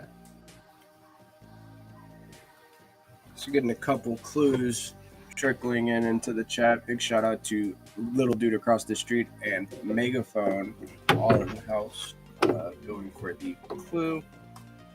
Okay, we drop the clue in comments. Be ready. The clue will be from notification as a picture. It will be compass where to go. In 5, 3, 2, 1, let's go. It's on the southwest. You have to go to the southwest to find. If you follow the stream, you will know this information. So listen us on the stream.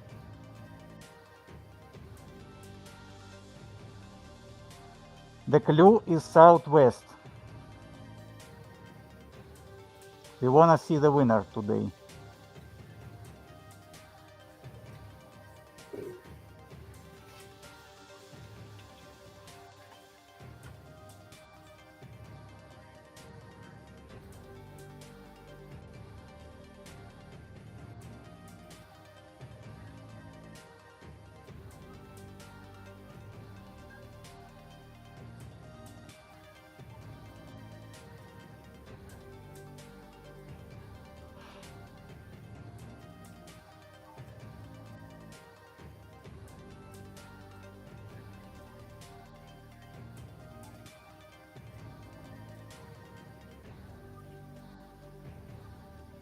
From the starting point, it on the south.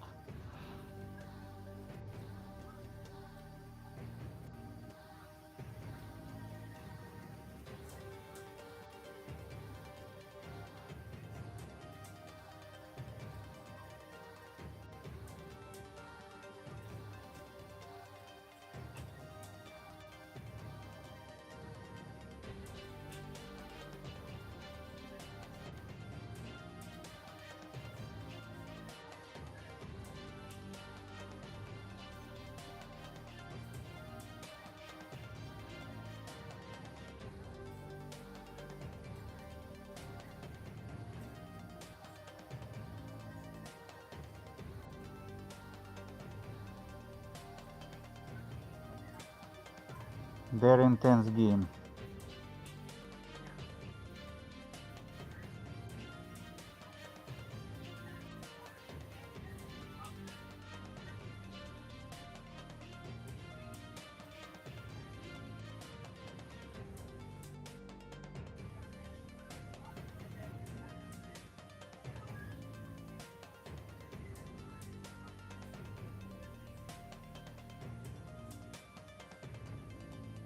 Okay, if nobody will find, we'll drop another clue.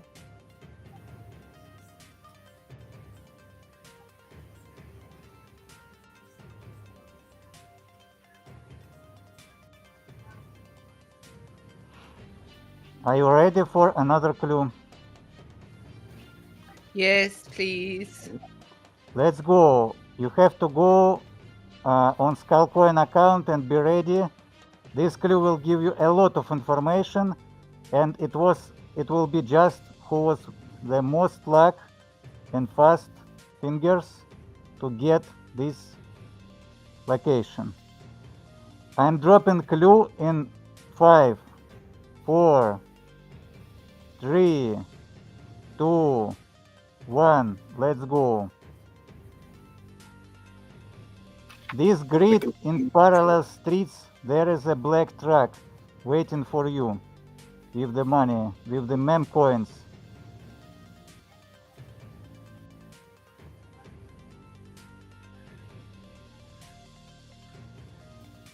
This clue, we will have the winner very soon. 60 USD for today, and jackpot will refresh in the Monday.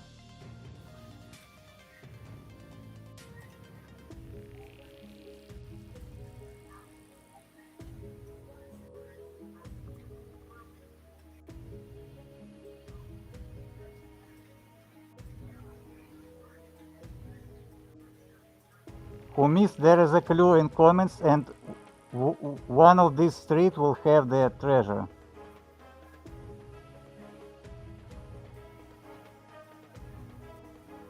I feel the winner. The soul will join leaderboard very soon. I feel it's coming. It's coming.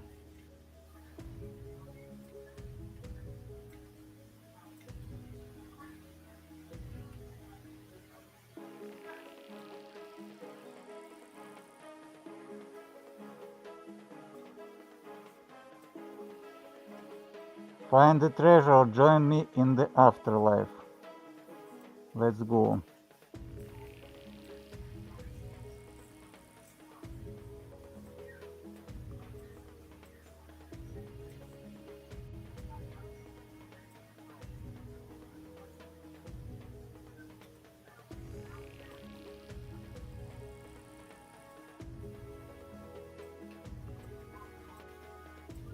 Okay, 1 minute more. If nobody will find, we will move this price, but I feel we will have the winner for today.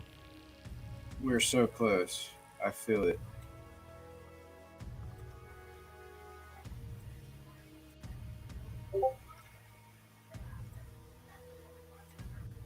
I will give you just 1 minute more.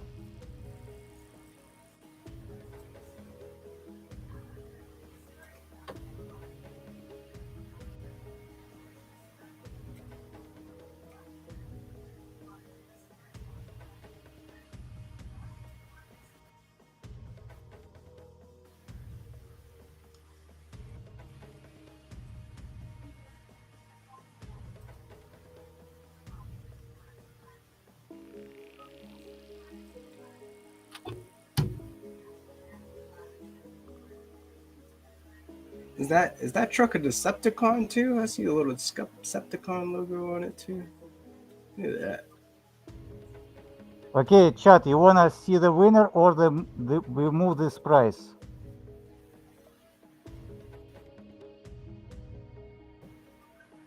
We can move it if somebody doesn't Okay, find it. the game is stopped. I dropped the location. No. Let's go. Next Monday we will continue. Everyone can see where it was. Dang. That's a stacked prize for Monday. Come back on Monday, we will downgrade the difficulty, but we will keep playing.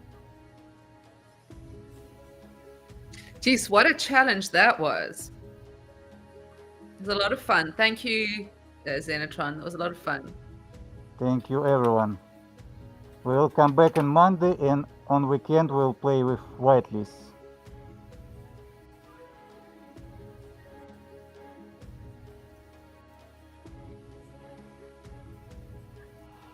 Okay, on Monday the difficulty was easier, and we will have the winner finally.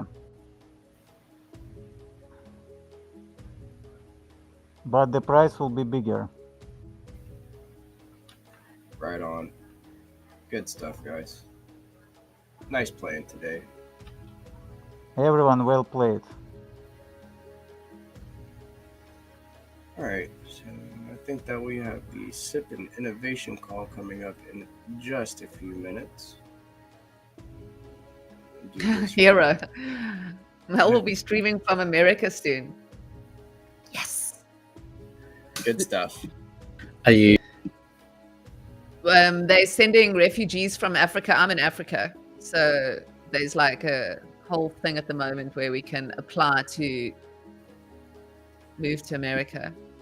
There's a whole lot of shit going on here. But yes, I will see you, Hero. I will be at the next event in person.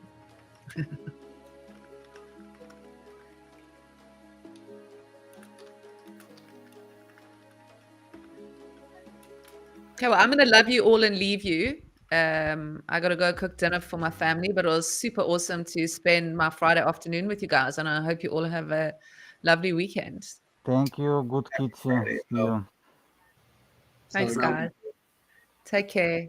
See ya. Cheers, Hero. Nice to say hi, and cheers, Hattie. Bye. I mean, hello.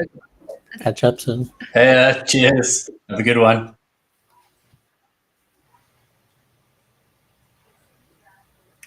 All right, so we are transferring into the SIP Innovation Call part of the segment. On Fridays, we do the SIP Innovation Call, where we talk about improvement proposals to stacks. What have you guys seen this week, Hero? Got any cool new proposals going on? Anything changed? Yeah, I have a few things I can share. Just give everybody a bit of update. Maybe if Blockface is there, hopefully chat with him a little bit. See how we can unlock AI for the community, including in the SIP area. So yeah. Hey, Blockface, what's up? Hey, guys. Thanks, Vincent. You have a blessed day, brother. Thank you, guys. Appreciate it. Good to connect with you. I hope to have more talks like this as well with you guys. All right. Happy building. Yeah, man. All right. Have a good weekend, brother. Thank you, guys. Appreciate it.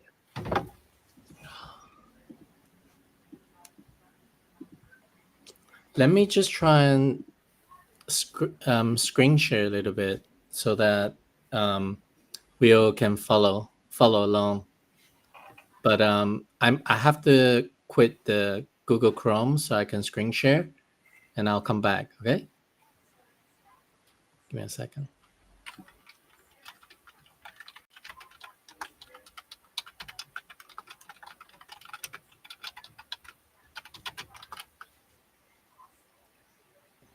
What's going on, Hattie?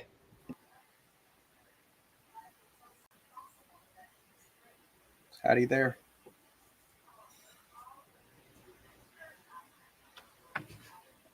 Hey, sorry, I am here.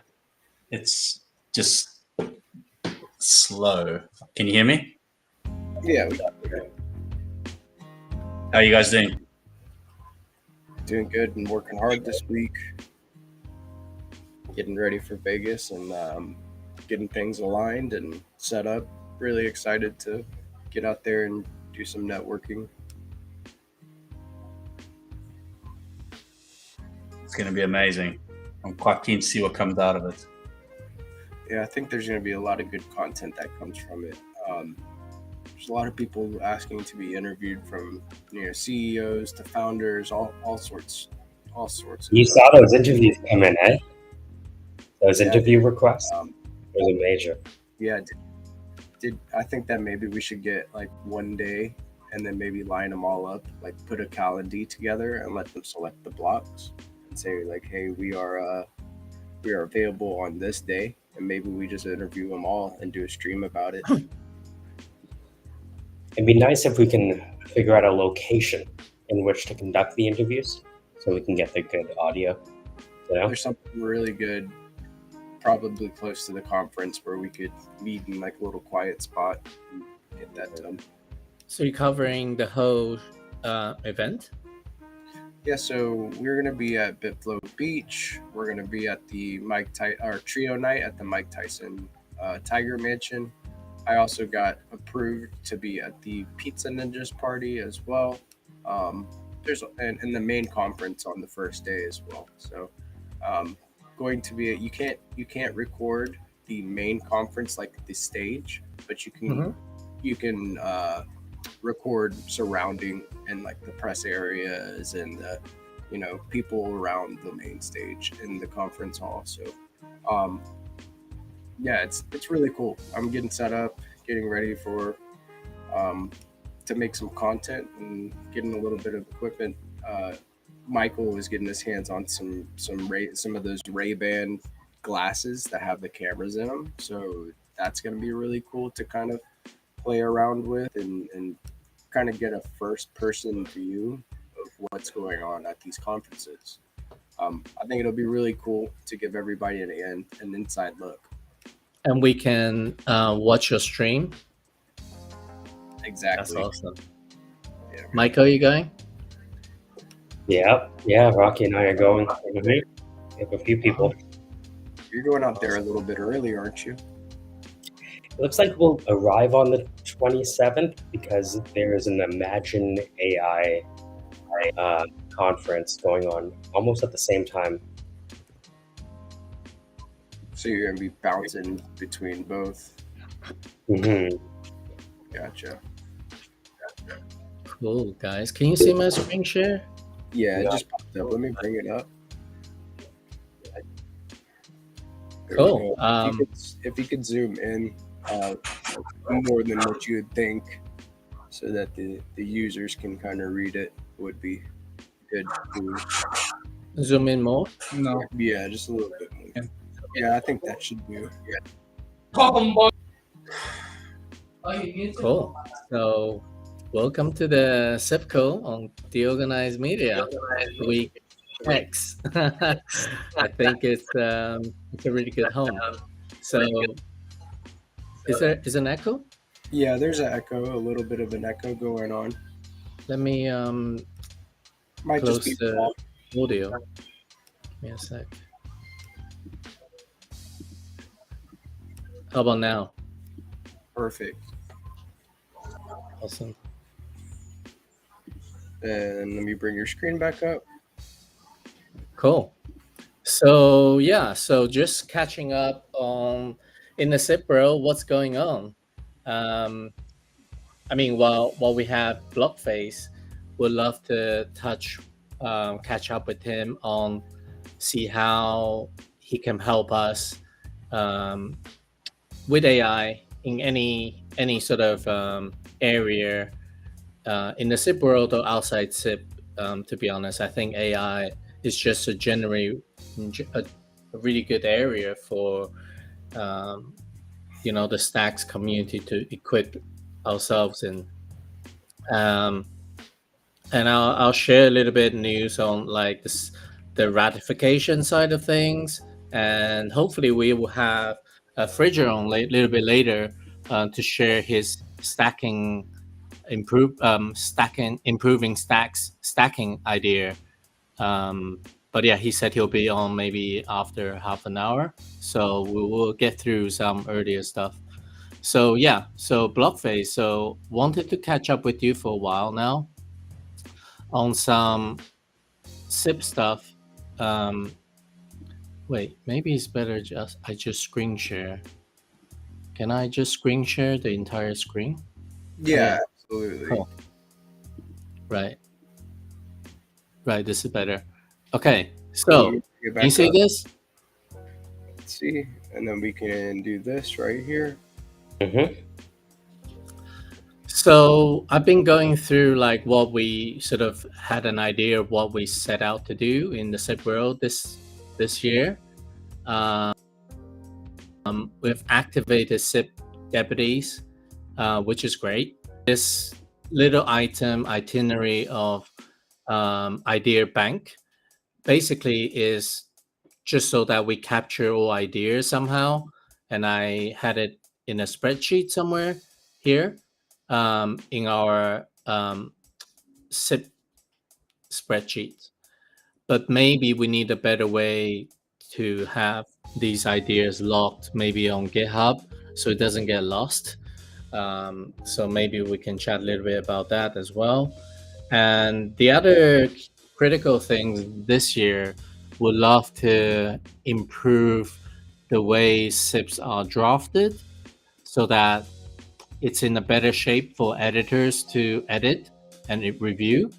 because historically we had like a little bit inconsistency of when the SIP is published, and it takes more time to edit, more time for the editors to edit, and then the next level from the SIP editor is like the core developer will look at what they wrote, and the problem historically has been the draft is not as tidy as it could be. So I think whatever we can do for the SIP draft to be as tidy as possible, up until the point where the core devs need to read it, that would be great. So some like items like that, it's almost like optimization of the process, if you like, if I simplify. And I was thinking if there's any way of like publishing educational posts, just tag on to the what Hattie has been doing really well with education. So what can we do to streamline and almost like multiply the education side of SIP? That would be great. So any idea that you guys have that AI can plug in? Maybe I was thinking like you were showing how to get like data for the for like sourcing like to chat with yourself, almost to understand BIPs, understand SIPs, or maybe even I tried this to create a SIP, and that was like that worked pretty well. So maybe like, was somebody speaking? Oh, I was just asking. So you're a Notebook LM right now. How was that treating you? Yeah, pretty good. I actually started doing like putting sources as in from the Stacks forum in on specific proposal, and it's just pretty simple because it's just a URL. So all I did was just copy a URL. Like for example, this one, I could just copy and add a source somewhere here. And then I just put in like the website, paste URL, and then it learns about a new conversation, which is pretty cool. Like it just synced now. You could just paste URLs. You don't even have to get the content. Yeah, because the content can be a little bit hard to copy and paste if I just copy everything. I don't know. It's gonna copy all the usernames and dates and everything else. So it seems to understand just from a URL. Awesome. So that's like from the things that you told me, but I think Stacks Core GitHub could be another good source. How do we get data from there? But most importantly, how can we sort of scale that so that any average Joe can maybe just use a tool that they already have without creating all this stuff. Maybe it's as easy as just sharing the database, like with this share button. But yeah, I don't know. So that's why it would be great to have a quick conversation with you about that. But it all ties in back to like, how can we improve the process? How can we improve the education? And I think some of the stuff we've already done pretty well, which is the organized media. We were talking about innovation process, but I think the organized media almost like does that job.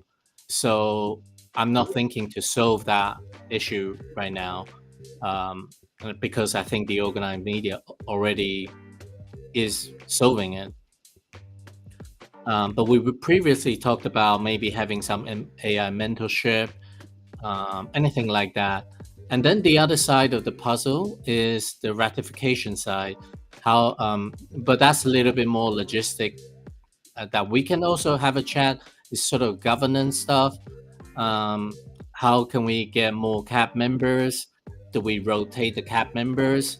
Like conversation like that are not just dictated by me, I hope. So anybody who have comments about that, how we should go about that in a fair way, how we can rotate the chairperson for each group. And there is actually the list of all the people involved in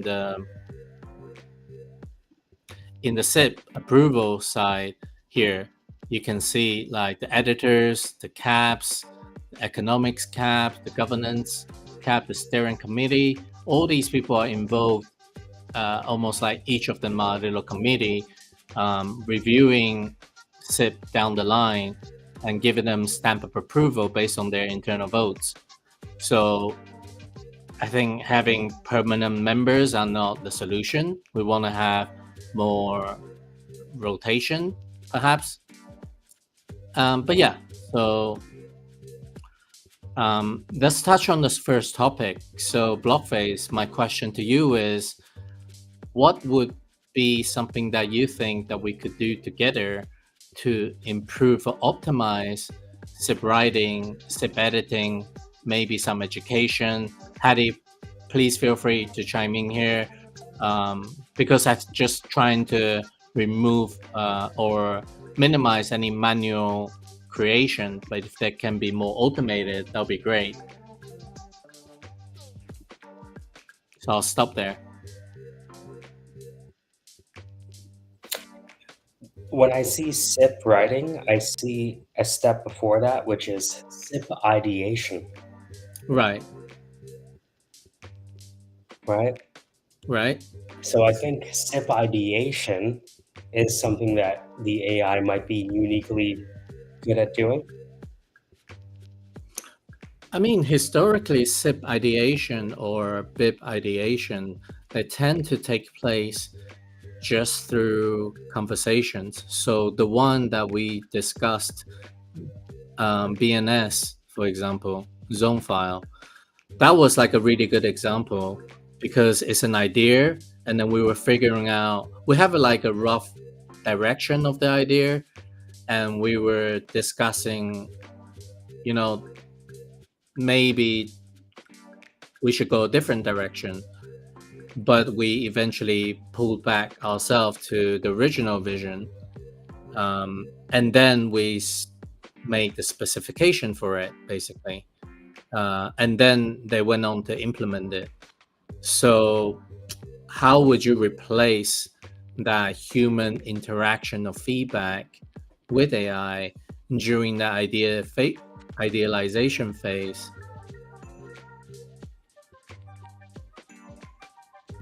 Yeah, I'm just thinking back to the past kind of 2 months. You can almost have the SIP proposer speak to an AI first, almost as if you were pitching your own business idea kind of thing. Would that work? I don't know. Well, I mean, there is an interactive audio through Notebook LM that you talk to, right? I'm just trying to think of what's happened over the past couple of months. So one was we talked about Friedger's idea, right? Yeah. And then the zone file. Yeah. Were those the major two things I think that occur over the past maybe 30, 45 days? And Hattie is the SIP deputies on changing the bit from Stacks address to Bitcoin address. That's another big one. Is that separate from the Friedger? I think so, maybe? Yeah. Okay. Yeah, it's a separate one from Friedger. So Friedger was looking at, I'm trying to remember. He was looking at the way staking, removing the time parameter. Stacking cycles? Yes, that's right. Cooldown period. Cooldown period. Right. And what was the other one? So there's the BNS file. Removing cooldown period, basically improving the stacking experience. And the other one is Larry's proposal on instead of using like a unique Stacks address, why don't we just use a Bitcoin address to receive and send SBTC, and to send mint coins? Well, just use Stacks Bitcoin address as a default.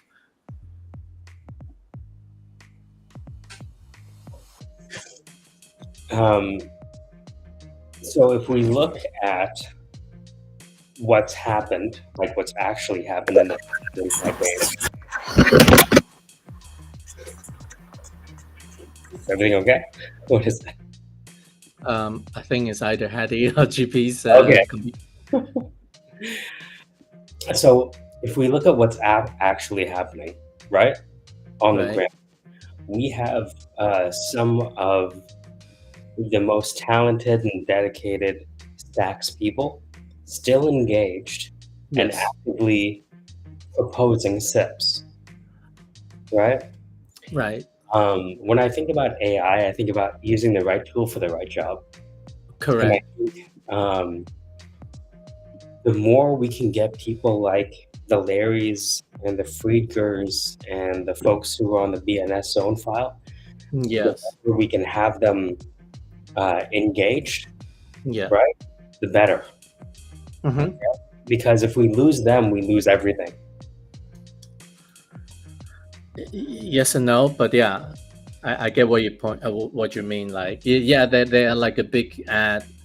If we don't have these people and knowledge, it will be pretty hard to. It will be less people be able to give feedback, making proposals. There will be some code devs who can continue to make their vision of the proposal, but you wouldn't have that diverse perspective of proposal improving BNS. The core devs aren't actively thinking about BNS improvement because they are more focused on the infrastructure improvements. Yeah, so we talked maybe a few days ago, and if we look, if I'm honest with myself, right. The LLM work we've done is good, but there's nothing like having, case in point, Mr. F be a part of the process. Okay? You know what I mean? Yes. And so while we have LLMs, I also want to keep the main thing, which is engaging with the Mr. Fs of the world, is priority number one. Right. You know? Yeah. And whatever we can do to support him, is the way to go. I mean, which actually is one of the goals of SIP deputies, right? We assign somebody like Hattie, really good at reaching out to people, like Peace. So I think what you're saying, we are, it's being directly or indirectly facilitated, which is great. And maybe we should just double down on that by what you're saying, having more facilitation for the likes of Fridger, bringing them together, because I think when they are brought together, chat with each other, from time to time, not always, the times are valuable. When I think we had a really good one, like Marvin with Larry, with Ken, they will feel like maybe more like a community, so to speak, so maybe that's the way we could go about it, so that we keep that human knowledge together. Look is back. Oh man, that was interesting. I should not have. Did I? Well, I'm cautiously optimistic. I'll say that. It was it could have gone much worse. Damn. It could have gone much. So you're selling a house, basically? I represent a seller and the buyer. So just to give a little bit of general information, we've been on the market for 2 weeks. The house needs a little bit of work. Like, it's lived in. It could have been a little more presentable. And it's there's like the back porch needs to be completely redone. Like, it's got holes in it, like floor missing and stuff like that, which is not good. And it's a little dirty. Could have been cleaned up a little bit more before we listed it, but they're living in the house. There's an issue there, so whatever. I showed it to like 25 people over the first 2 weeks. We only got one offer, but the day I got that one offer, I got a much more aggressive offer from a buyer who hadn't seen the house. Much more aggressive. So it was kind of like, I don't like, by the way, doing that, like when the buyer hasn't seen the house, especially when it's potentially dirty inside and stuff. So anyway, buyer wasn't even there today. Buyer's brother was there to look at the house we weren't sure whether it was going to go okay or not. And also the buyer is it's VA loan, so like there's definitely stuff that's going to need to get fixed. So it's a little bit complicated, but we got to see where the report comes back and what they ask for repairs and whether it's something we can work with. But I think we'll get it done. But my mistake while I was gone, by the way, was I tried to play that last round because it's the double prize and the double prize, and so I was trying to do the Google Maps from my phone and and streaming. And my phone got like super hot. I was like, "Oh no, this isn't good.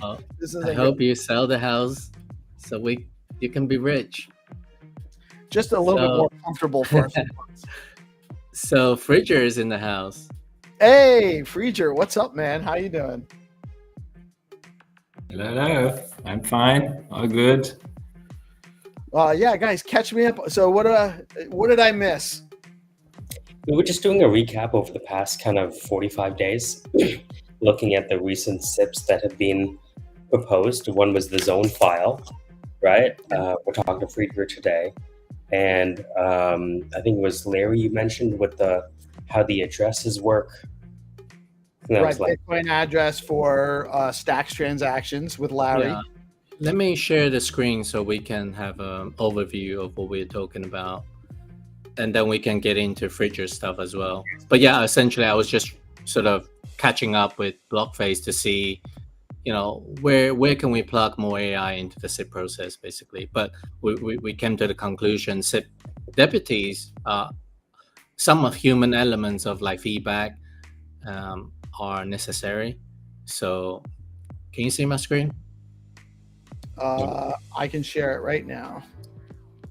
Right. So yep, you're up there. So we were talking about so just for anybody who doesn't know, Hattie and Peace have kindly taken up to become like a SIP deputies. Is a proposed role in the SIP process, but more like a facilitator to get feedback or get people in the same room having that conversation, so that really to help the SIP author to advance their SIP idea, because quite often these authors are developers, they don't have the time to do all the coordination stuff, and then we help like to facilitate that.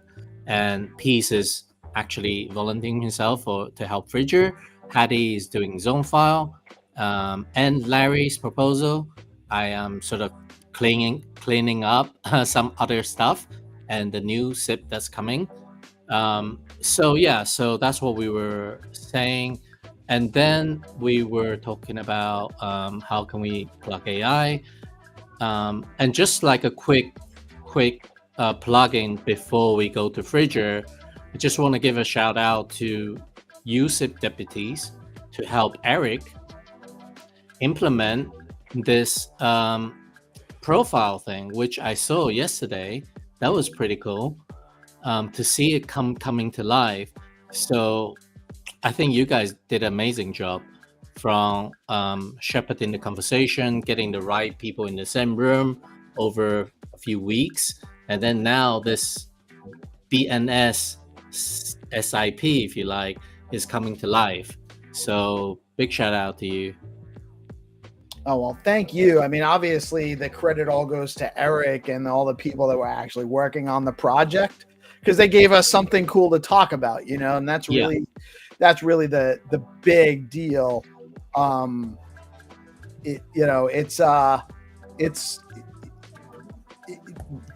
we are here. We only exist because there's so many people like Freeger and like Eric and like Larry and all the people in our ecosystem that are actually building cool things. So we're just excited to actually have the opportunity to help spread the word about these things and help reach out to the community about them. But we appreciate the recognition as well as to the efforts we're putting in to help. Because I do think that it's important to get more engagement, more involvement, more eyeballs on this process. Mm-hmm. Exactly. And super quick before Fridger as well, just to let everybody know, this is a SIP repo. If anybody hasn't been on the GitHub, and this is what it looks like. And typically, we only add to this almost like a notice board of all the SIPs that are ratified, but there are some SIPs that are not ratified for the right reason, but still could be on this notice board. So we are suggesting a SIP 30 would be one of the proposals to be added onto the notice board, despite not being fully ratified. So just to make people aware of that, and it's to follow the bid process, because in the bid process, you can see the notice board. There are many, even the ones in draft, in final, or maybe even withdrawn. All these are on the notice board, which is pretty interesting. So we are sort of aligning a little bit to how the BIP repo works in terms of visibilities of the SIP ideas. Nice. I'm going to show you something very quick. Do me a favor and go back to the GitHub, that same GitHub. This will help you, and this will be for any audience members as well. If you want to share your screen again. I share again. Oh, okay. Peace is going to pull it up. So if you're looking at a GitHub repository, which has software project files, or in this case, SIP files. Peace, can you share your screen again? Sorry. Peace, do you want? Oh, shit. I'm sorry. My bad. Yeah, that's okay. Can you see in the address bar? Here? Yep. Can you change the word hub to ingest? ingest. So just the hub part. So git ingest. Git ingest. Yeah. What? Try that. And then enter. Whoa, what the hell? So you know how you have Notebook LM, right? Yes. Text. So those are all the SIPs, and you can click on copy, and you're done. So you can have your that's how you get that's how you get this text thing. Yeah. And then so I'm just gonna do it live and learn with everybody. Okay, so where is that? Lost it. Okay, so what do I do? Like just copy here or here? The bottom right hand copy. This one. So first of all, just scroll through it to make sure that it has everything. Okay, hopefully it's... Looks pretty good to me. Copy. Let's get a note. And add to a new source. Here. Yep. There you go. Okay, let's do it. Wow, that's pretty awesome. So I can do the same with Bitcoin. So just before we start talking to Freaker, since you had GitHub up, it's just an easier way to move from a code base to having the AI teach you about the code base. So Git ingest is a third party something or other? That's not something you built? No, I wish. That's so literally you just change hub to ingest and it brings you to that. Right. I'm gonna try and do it a little bit later with the Stacks core codes, that's repo. But in the meantime, I will give the room to Fridger to talk about his proposal. But what was the what was the op return thing? I think that looks also quite interesting. The op return. Did you talk about that already? We haven't talked about that. Was waiting for you actually. But yeah, so the op return is essentially we currently burn or store our hash not in op return, right? My understanding is that, and then John Light proposes to move our hash to op return, I believe. No, so we store our hash in the op return already, but it's about so when we are just sending tokens to the 0 address, and it would be more efficient or better to do not create so many unspendable UTXOs, but to just use return and the Bitcoins are gone.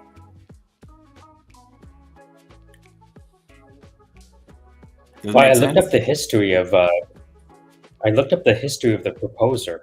Whoever proposed this improvement has been a part of the blockstream building process since like what, 2015, 2016. So yeah, he's pretty knowledgeable. He wrote he researched into roll-ups. He's a very prominent Bitcoiner. So Fridger, is the change like pretty big, and is it something you would recommend as well? The change is very little. So miners, instead of using to this burn address, create a different transaction and use this transaction during the burn phase. Yeah, I would recommend that. Sounds reasonable. It sounds like a pretty minor change then. But is it a consensus breaking change? Yeah. Okay, I will just note that down. Yeah, I think so. Because right? the miners are doing things differently. Yes, yeah. So why is it? Yeah, then the blocks would be rejected. So Bryce just posted. The signers wouldn't sign. So Bryce mentioned this to a non-zero value. So currently it's 0 value, is it? What do you mean? Bryce said I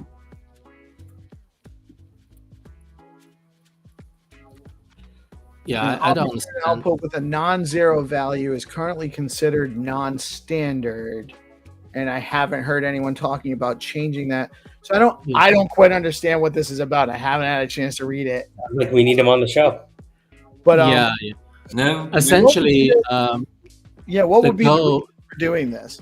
The goal is to just to zoom out a little bit. The goal is to not bloat, is to help Bitcoin to become more efficient at their database. Yeah, correct. Like we are storing data, not like in a bad way at all. We're storing our checkpoints. I call them checkpoints of Stack's history. They are not the full history because our data is not fully on Bitcoin. It's just the checkpoint. You still need the data on the Stacks node, as far as I understand, to reconstruct the whole chain. But part of that data is stored in Bitcoin.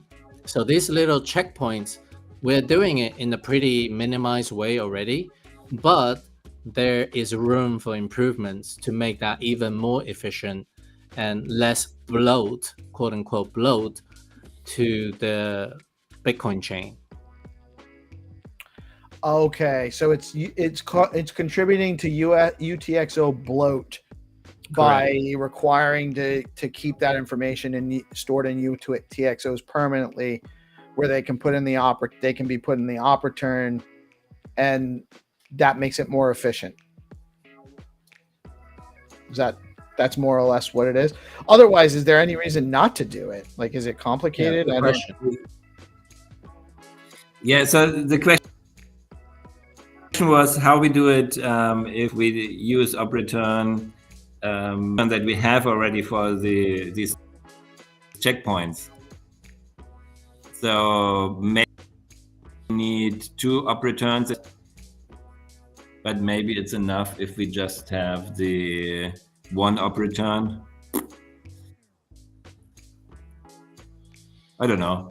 If we increase the size of the op return, we can encode more in there. But that's the current discussion in the Bitcoin Bitcoin community. The op return in the future, increase the size, allow more than 1, and so on. Therefore, it's good to join the discussion and think about how we use op return for these cases. Right, because as part of that broader discussion in the Bitcoin side, it could be like, well, this is what we would do if you guys if you do add more space and or have it be more than 1, not be and not be non-standard, so there can be a regular easier functionality. It's almost like we are a pretty we have a use case like we are a pretty reputable L2 who is adding value to L1, similar level or maybe more than Citria, who is a legitimate L2 being in research and developed right now. They are the one who caused this discussion because their data need more than they don't need, but they are constructing their transaction in a way that could be more than 80 bytes in op return, I believe.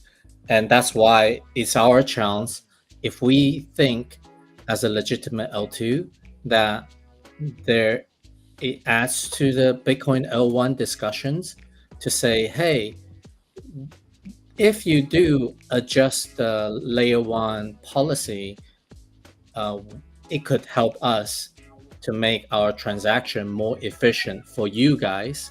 So it's to your benefit, basically. Oh, very cool. Oh, do we have Dan T in the house? I didn't realize. Dan, I'm sorry if I miss you. You there with us? Yeah, I asked if Dan could join. I don't know how long he's been there waiting to come on. I hope I didn't.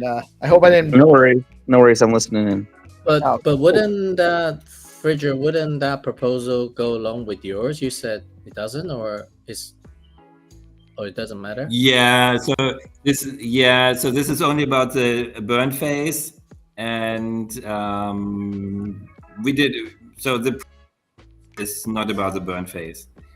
The initial proposal was, but I don't think we go along that way to change the burn phase. But I mean, together it could be a package that improves stacking experience, right? It could go in as a package. Yeah, could be part of it. We improve, so also optimize the burn phase. Makes sense. Could be, yeah. Or it's just 2 different SIP that go up together to be voted. Yes. I think it's really different part of the code, so they can be implemented separately. One or the other can be implemented, or both. They don't interfere, I guess. So do you want to share a little bit, like we were trying to understand, we kind of got a pretty good idea the other week when you were not here what your suggestion is about. But yeah, do you want to share your stacking improving stacking experience to the rest of the community? You want to share that idea? Yeah. Well, the main driving point is that it's expensive to change a pool or to change your stacking settings if you're not increasing. You have these cooldown cycles where you have to wait 1 cycle before your new settings are applied. And so that is about reducing your stacking amount. It's about changing the pool, your stacking address, and it's also about the of your stacking. So I think that's consensus that we want to. It would be nice to have a solution to that.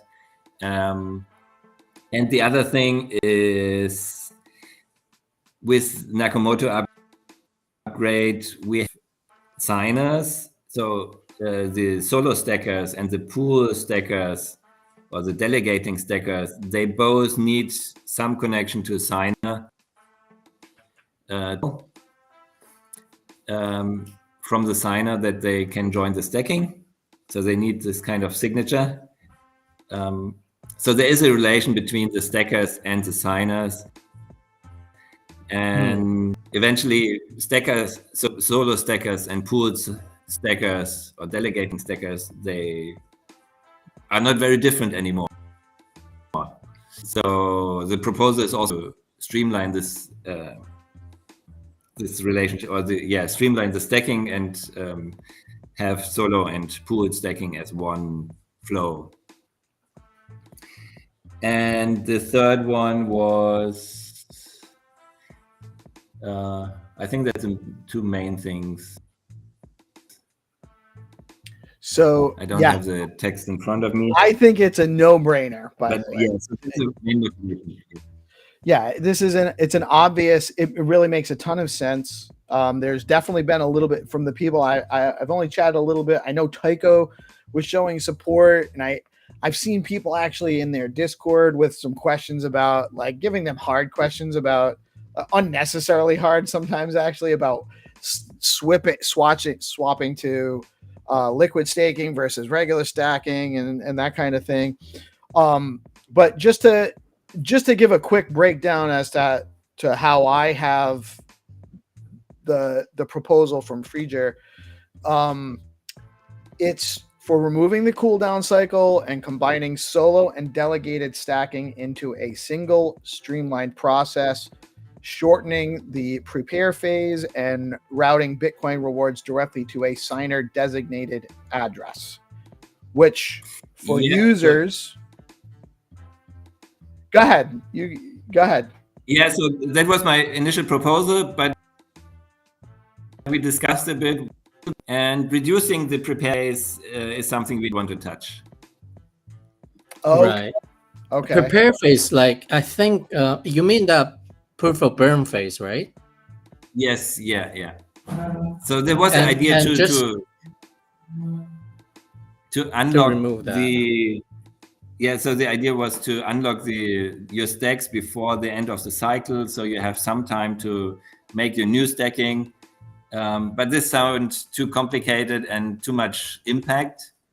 So the new proposition, also in discussion with Bryce, was that we can change our settings within the cycle for the next cycle.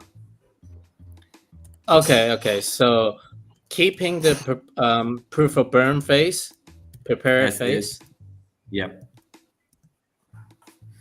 And how out of 100%, how much percentage is the proof of burn phase, just to give audiences an idea? Yeah, that's 100 blocks versus 200 blocks transfer proof of transfer phase. Out of 100 blocks, how many blocks? So the cycle is 2,100, and 100 blocks is prepare phase. Oh, right. Okay. Keeping proof of burn phase, so out of 2,000 blocks, 100 is... No, 2,100. Yeah, 100. So 100 is proof of burn, and 2,000 is proof of transfer. Yeah. So basically adjust your setting this, like, now, in order to get onto the next cycle. So how different is it for the user? Like, we are already making adjustments for the next cycle, but I guess if we will miss one cycle. So the benefit of this is you won't miss a cycle. Yeah. So, Peace, while we're talking about this, is there a diagram or an infographic we can use to show people what the as-is kind of process is so far? Just for the new folks. I don't have one. I know there's... Can you just talk about it for the recording? What is the as-is right now? So right now, when you withdraw, the main issue here is when you withdraw from stacking to go to another pool, you have a 1 cycle cooldown period before you can actually get into another pool. So you're losing 2 weeks worth of stacking rewards in the process. So the proposal is really to avoid that. Well, from what I understand, that's the main driver, is to avoid that, to make it better for the user experience. So there's no penalty for switching pools or updating stacking settings. And it's also supposed to make the process simpler and easier for the user as well. I'm going to think of an analogy in my head that make it really, really simple for me. And I'll share with you guys, see if it works. So we're going to Bitcoin conference events, right? You have to predetermine which talk you want to go to. This is the current stacking experience. And you sign up for the schedule. But if you want to change the schedule at 11 a.m., you will miss the 11 a.m. talk. You can only join the 12 p.m. talk. You will miss that 1 hour slot because you change your choices. So that's what makes sense in my head. Whereas that makes sense. What Fridger is proposing is you can change talks like 5 minutes before the next talk starts.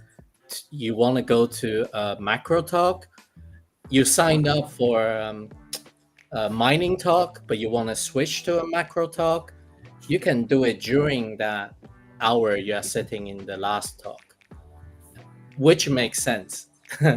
You won't miss any talks if you have a last minute change of heart. But you cannot change during the 5 minute break. Yeah. Right. It's like the burn. Okay, so there's still that small period at the end. If you've already done it, you might miss out on 5 minutes, but you can actually still get. So you'll, if you haven't made your decision before, like just before the end of this current cycle, you're still gonna miss that cycle. So if you don't join it before the beginning of the cycle, you miss the whole cycle, correct?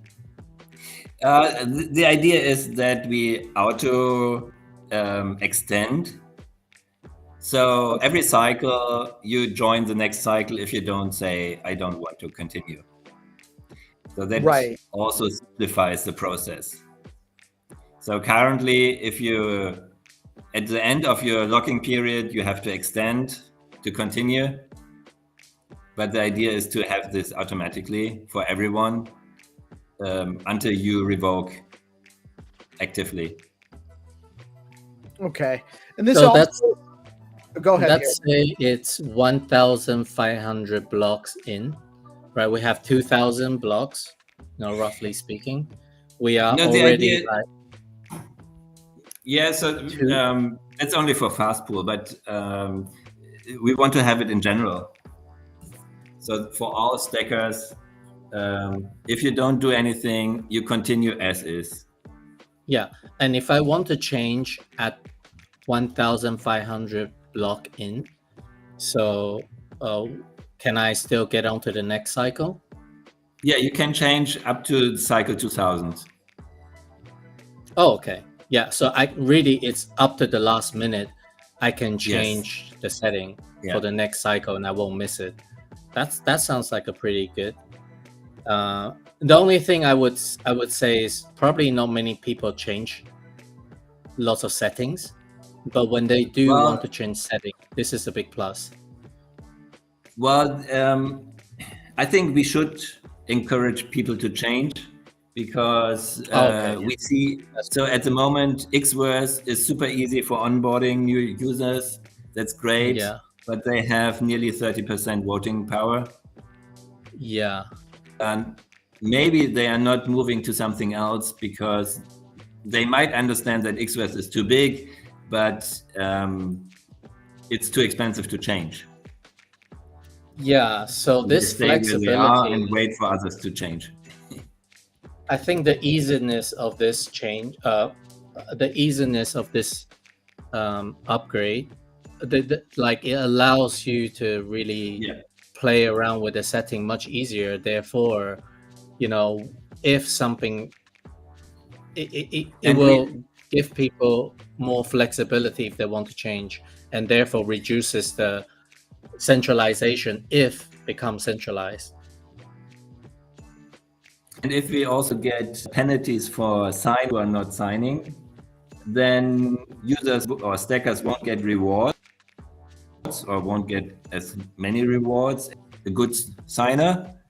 And therefore they might think, oh, maybe I'm looking for a better pool with or better signer. So there might be an incentive for users to choose a different pool and change more often. So are you suggesting penalty in your SIP? No, not in the SIP, out of it, but it's in discussion for the signers. At the moment, they don't have an incentive to do good work other than, yeah, we should do it for the health of the network. But if they don't, then nothing happens. So you can see some signers that are offline for a while and there's no penalty or there's no incentive to run it constantly. Aren't they just not receiving the Bitcoin yield? At the moment they do. So they continue to do. So instead of slashing, wouldn't they just not receive the Bitcoin yield if they are not? Yeah, that's the idea. Have some kind of a penalty. Mm-hmm. How this exactly works is a different discussion. Oh, and that's not in the scope of your SIP? No. But it's also a motivation to make it easier to change for the days when bad signers get penalties. So you as a stacker, you want to choose a better signer. Validator. Let's say validator instead of signers. It's a more common word. Yeah. And then part of my SIP proposal is also to remove the pool admin and directly have the relationship between stackers and signers, validators. So at the moment, the pool admin defined where the Bitcoin rewards go, and then they negotiate with the signers when and how the signers are rewarded for their work. And this can happen directly. So the signer should be in the control of the Bitcoin reward address. And then they can get their share for their work because they are doing the main work. So currently there's an admin in the middle between the signers and the stackers. The admin distributes the rewards. Yeah. So it'll be the signers will have more direct control over reward distribution. So they'll be able to actually they'll be able to actually set their own they'll have more control over the APY on stacking too. No, because that's from the miners. But it's more about that they can define, or they are more in control of how to get the rewards. Right, and when they can have it just go into the wallet that they want it to go into, and then it's there. Yeah. Wouldn't that take you yourself out, fast pull out? Well, I'm running a signer, or I'm running two signers, so I'm still in business. That's fine. I think I hope it simplifies the things, and it also encourages new signers to sign up. So users can more easily switch. They don't have to go through a pool. Signers can offer the stacking service more naturally than going through the pool admin.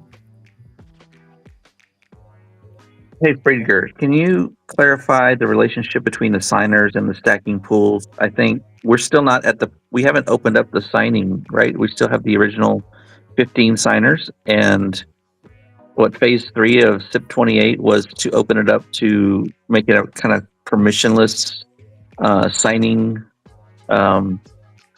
space. Yeah, but that is about the SBTC signer. Yeah, you have two sets of people now. You have the people that secure the network, and then you have almost like a separate protocol, like Meta protocol, on top of Stacks that's just securing the asset of BTC, and they are the 14 people. But there's a bigger group of people that's securing the Bitcoin network, like the Bitcoin. Securing the Stacks network. But some of them can cross over, I guess. Yeah, my point is that we're using the term signer in like both places, and I just want to make sure that it's clear like what exactly we're talking about here between the stacker, stacking pool, and the SBT signers. I think maybe the easiest to separate SBTC signers versus the validators. Maybe like Friedger said, that will make it easier because the signers are actually just signing for SBTC, and the validator, they do some signing too, but they are signing for the Stacks network. So let's just call them validators for not getting both confused, I guess. Yeah, I think that makes sense. So at the moment, each pool has at least one signer, one validator. But they can use several validators, so they can split the voting power to different validators. And the idea is that we have just one pool per, so that we don't have this aggregation of the voting power. Yeah, essentially, you are aggregating. Currently, Fastpool and Xverse are we are letting you guys be the aggregator. But if we remove that and just go direct to all the validators, then it will naturally split all the STX into all the different people. So on day one, it should make the whole network more decentralized from validation perspective, right? Yeah, and I think the stackers can choose. So at the moment, if you stack with Xverse, they delegate the voting power to 3 validators, and they control the 3 validators. So that's good for if there's a failure, then we don't have a loss of 30% of voting power, but only 10%. So from technical perspective, this is good.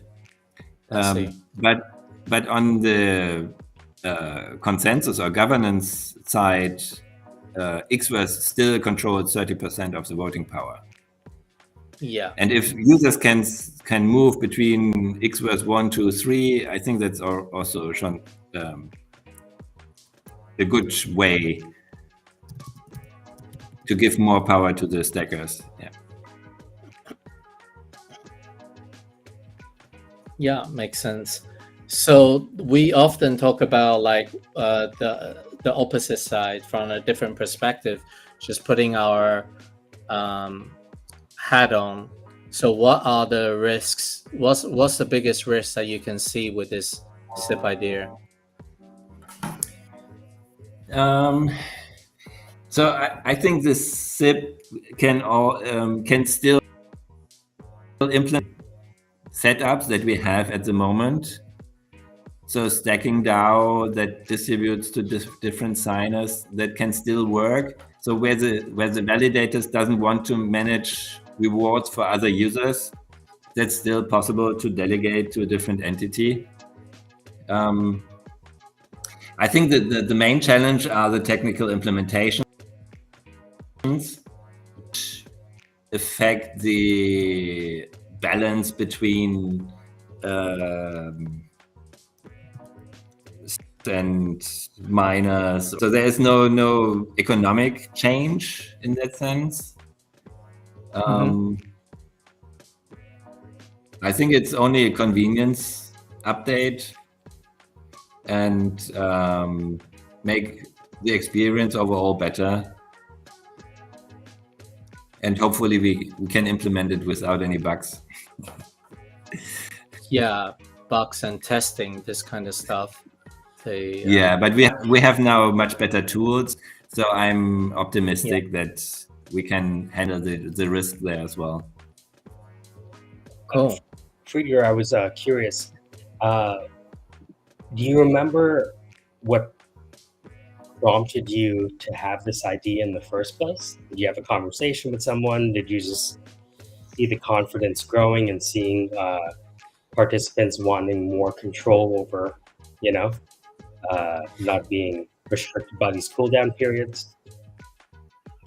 Yeah, so I think the cooldown period was always kind of a annoyance or something that should go away someday. But useful in the beginning. Like it was useful when we were bootstrapping everything. No. It was No? more like an implementation design error. I don't know. Really? So I don't think there was any purpose to have this cooldown cycle, but it was just that it happened to be like this. Interesting. So you think this was just a necessary evil in the beginning? It wasn't even like. Yes. I mean, I can see it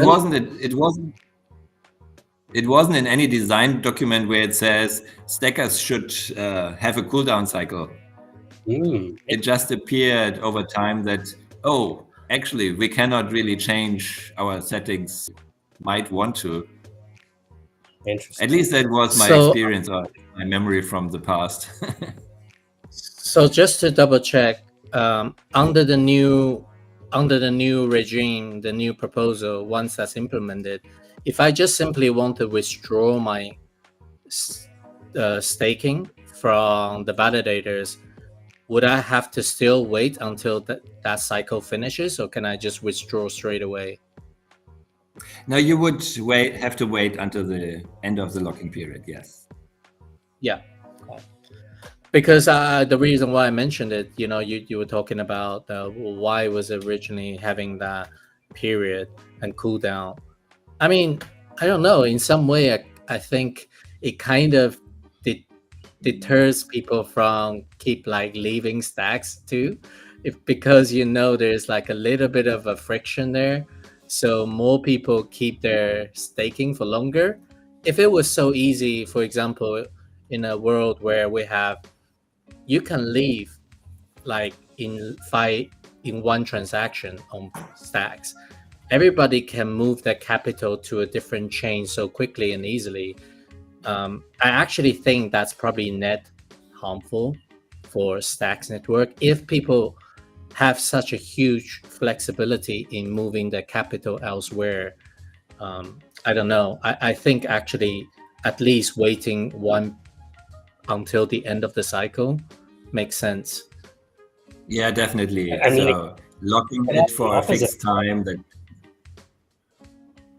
Say again?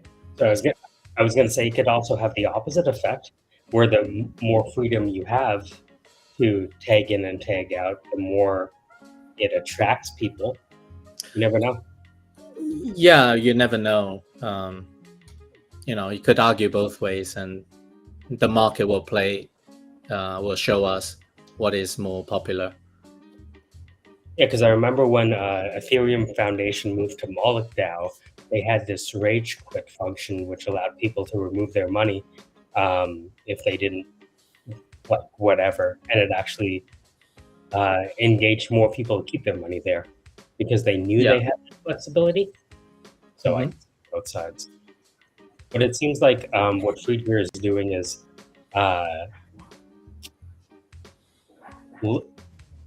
anyone who is allocating capital is going to look for the terms and conditions and lock-in periods of that. Yeah. If they can have more parameters that make this, depositing feature more flexible for them. We live in a world where we have some major signers, validators, and transaction confirmers coming to Stacks more and more, right? And I think the institutional wins that we've had are really strong. And so, Friedger is a signer, and I imagine any proposal that's good for a signer is good for institutional adoption. I think one of the things that Friedger mentioned, even in the post, is keeping an eye on how this affects decentralization. Am I still reading that right, Friedger? From what you posted online? Yeah. So because they can switch more easily, we can onboard new signers more easily. I think, makes sense. So just to sort of put our SIP deputy's hat on. So as a SIP author and proposer to this idea, I did see you still have some open questions. And since Peace is also here, who is your SIP deputies, so how can we help you to advance this conversation or get the right feedback? Or you mentioned some implementation risks, or maybe we don't even know how much core developer resource going to take to get this actually implemented. So what can we do to help you to get over the line? Yeah, I think this week I received enough feedback where we say, okay, the proposal that was in the forum is good enough. We can write it in a zip now. So I hold on to update the zip for every change and discussion that we had to get feedback from others. But yeah, I think now I should start putting what is in the forum back into the zip, and then we can start scoping and defining what the core development team should do. I want to make sure we capture this. So, sorry, Friedger. Imagine we constantly clip these shows and make sure that we spread the clips to the audience. So if you don't mind taking like 1 to 2 minutes and talking to the Stacks community, they involve people that are people who create NFTs to signers like yourself and other institutions that are interested in taking advantage of everything that Stacks has. Do you mind taking kind of 1 to 2 minutes and speaking to the community and explaining to them what you're proposing? I can try. I'm not a good speaker, but yeah. So I'm proposing simplified stacking. What is it? I forgot what yeah. Okay. Let's try again. Go ahead. Yeah. So I'm proposing to simplify the stack. The main motivation is that the current cooldown cycle is bad for the network. You cannot really change your pool without losing one cycle of stacking rewards. So my proposal is to make it more efficient, make it more easier, and maybe even fun to change your pool and your stacking settings. The other thing is that currently there is a middleman between the stackers and the signers. And we want to simplify this so that you have just a relationship directly to the signers. So the signers is the validator. They run the node and they validate the blocks proposed by the miners. And so I'm writing the zip and you should have a look at it. Did I miss anything? I want to ask a follow-up. No, you got it. So imagine that we were somehow able to solve all of the technical challenges for this, and this SIP is now approved. Let's just have it run the simulation out. If your SIP is ratified and confirmed and goes through the cab and gets accepted, how would things change today? Yeah, for you as a stacker, you would just delegate the stacking to a validator. Set a maximum amount if you want to do compound stacking. But yeah, so you would just say, I want to delegate my voting power to this validator, and then that's it. You don't have to do anything anymore. Do I have to choose one, or can I do multiple? If I have 300 STX, can I split into 3 validators just to spread the voting power? No, that's not possible. And the ZIP is not proposing that. If you want to split it, you need to move it to a different account. Different, account. So there's different wallets. You can't. Yeah, one account, one voting power.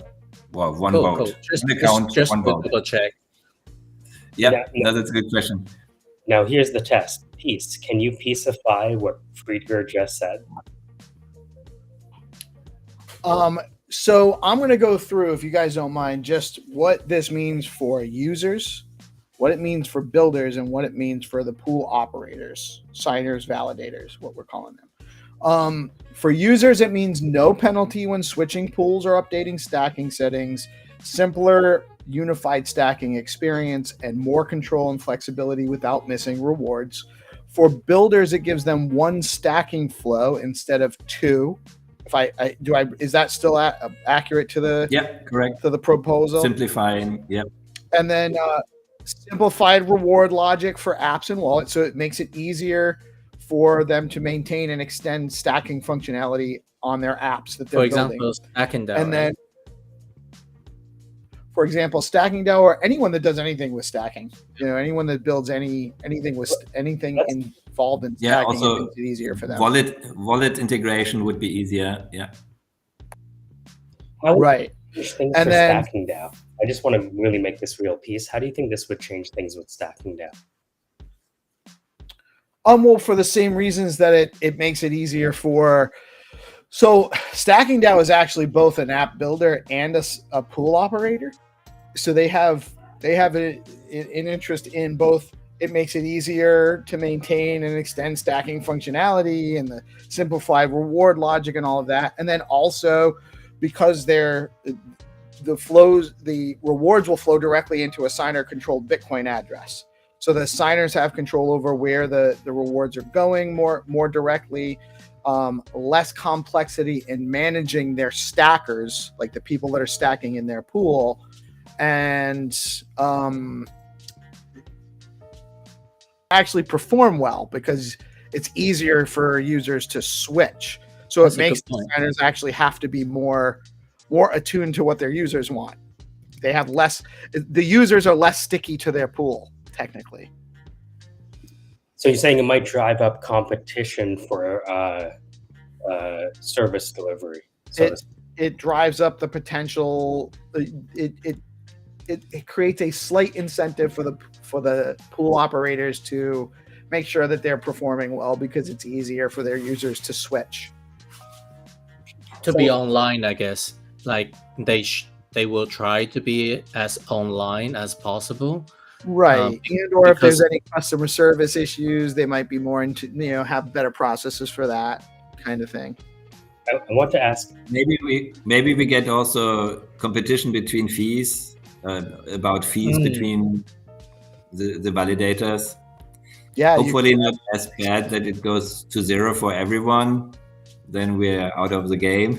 I don't think the market would allow that, right? Because you still want stacking. You need validators, and they has to be profitable for it to use it. And then I can't see a reason. I mean, I guess you could potentially have someone come in and run a validator at a loss just to pick up market share, but I don't know that there's enough incentive to do that. I can't think of one off the top of my head. So, this is for peace, everyone, right? How would there was there was on a different blockchain, there was this war of fees, so where eventually everything went to zero, and that wasn't good. So we tried, we I don't know whether we can avoid that, but yeah, something to think about.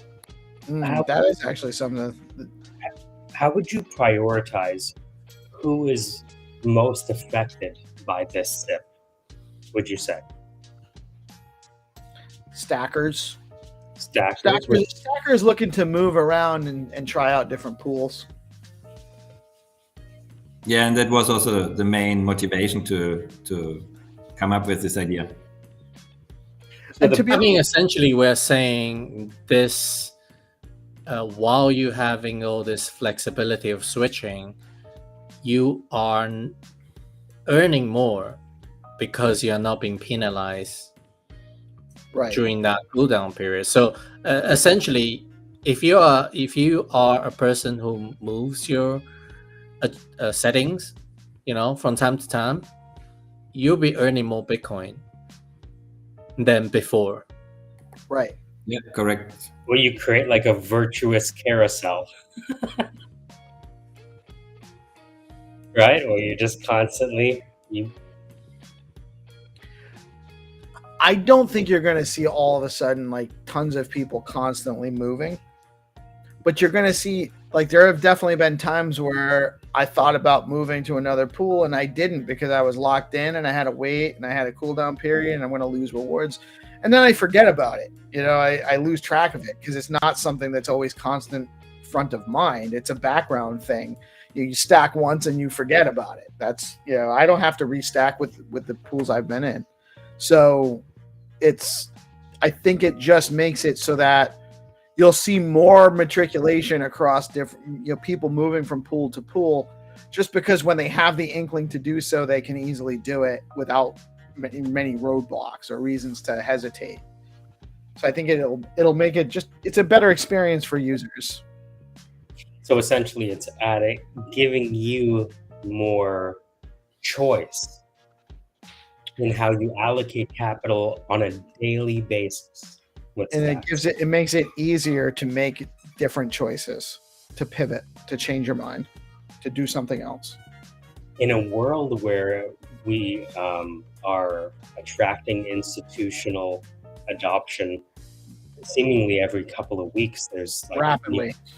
It's rapidly. So anything that gives these depositors more choice, right? There's probably like a marginal return on liquidity every parameter you allow them to have control over. So I can see it.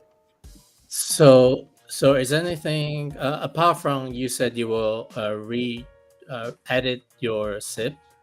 Do you think we can help? Do you think there's a necessity for you and the core devs to get together that maybe we can facilitate a session on DeOrganized?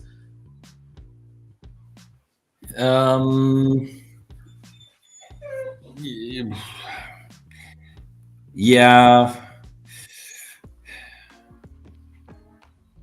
I'm not sure. I think or is it more like education content we can help you push out? For example, I don't know what kind of thing you feel like is the most needed from your perspective. Yeah, I think that makes sense.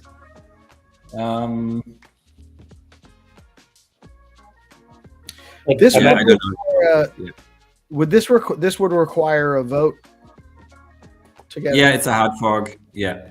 So really, that's also where we can come in and make sure that we're providing some education and just awareness amplification about it, so that when it comes to a vote, we can make sure that we're getting a lot of participation in the vote and any conversation that people need to have about it.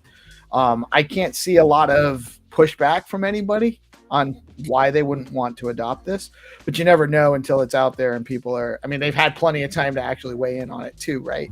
But I would like to see like Bitflow and StackingDAO and people like Pete from Velar and Rosar all kind of talk to you about this, right, on a live session, just so we can kind of give it the full treatment. Do you have any idea of the timeline you would personally like to see this happen? It should be in the next hard fork, if possible. So as soon as possible. This year, by the end of the year, maybe? Or even earlier. Earlier, okay. I hope. In a few months. Yeah, in a few months. Okay. So maybe we schedule something for like 3 to 5 weeks from now. Yeah. I think that's not something we can determine almost. I mean for the session discussion. Sorry, yes. Right? Yeah. So we can we'll have to see who's available and when, but we can be flexible. I mean, it doesn't have to be during a show or during a SIP call. Like we can actually do a specific panel set up, just like we did with BNS when that was first getting. That was really good. That was super good. That was great, actually. So BNS back before they even launched V2, even we had a panel then too, with Larry and Marvin, and Dan was on there and everything. So it was. We can definitely do that. I think sometime mid to late June would probably work, or a little bit after. We have Bitcoin Vegas coming up, so there's not in the next 3 weeks is going to be tough. But like more like in that 5 to 6 week range, I think we could definitely pull something together and do it up. And we probably have plenty of time before we'd have to like be in this situation where we go. Do we have any idea when a hard fork might be coming? Is there a timeline on something like that? I'm not aware. No. In summer,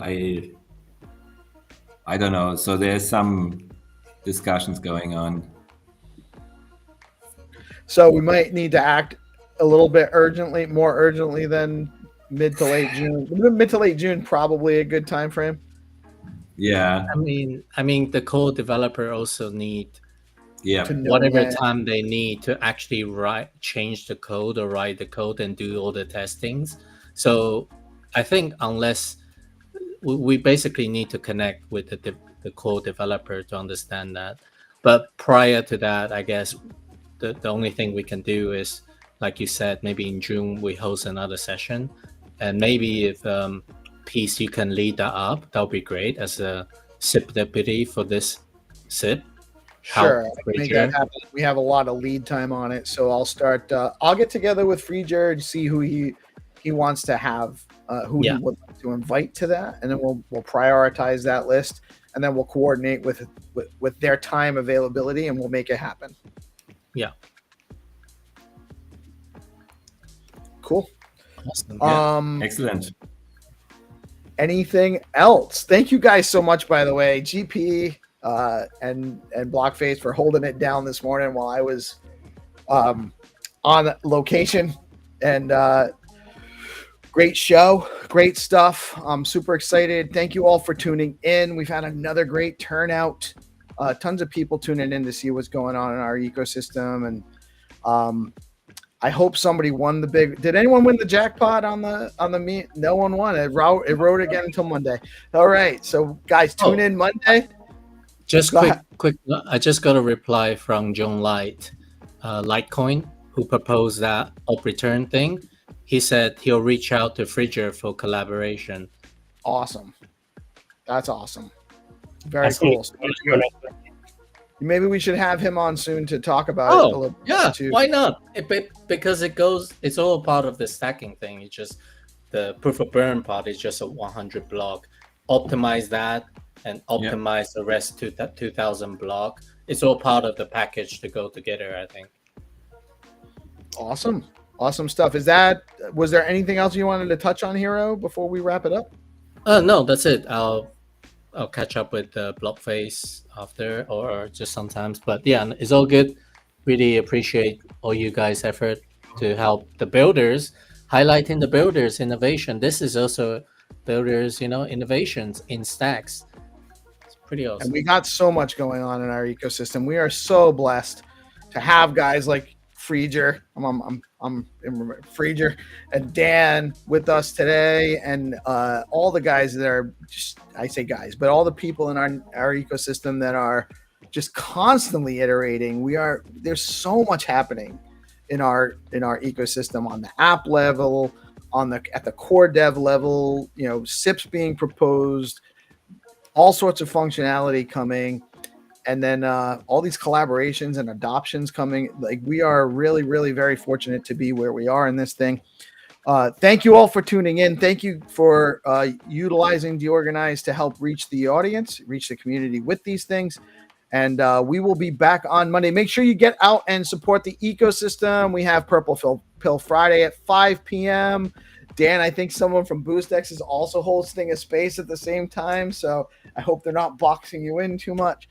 But we got Purple Pill Friday at 5. We got GPSC at 7 p.m. with the DeOrganized nightly show. And we will be back with you guys again on Monday morning. Back at it again.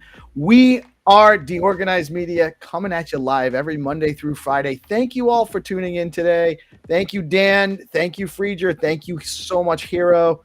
And then Michael and GP, you guys make this too easy for me. And Hattie, missed you, but love you, man. And excited about your new endeavor as well. Thank you, guys. Y'all have a blessed day. Peace out.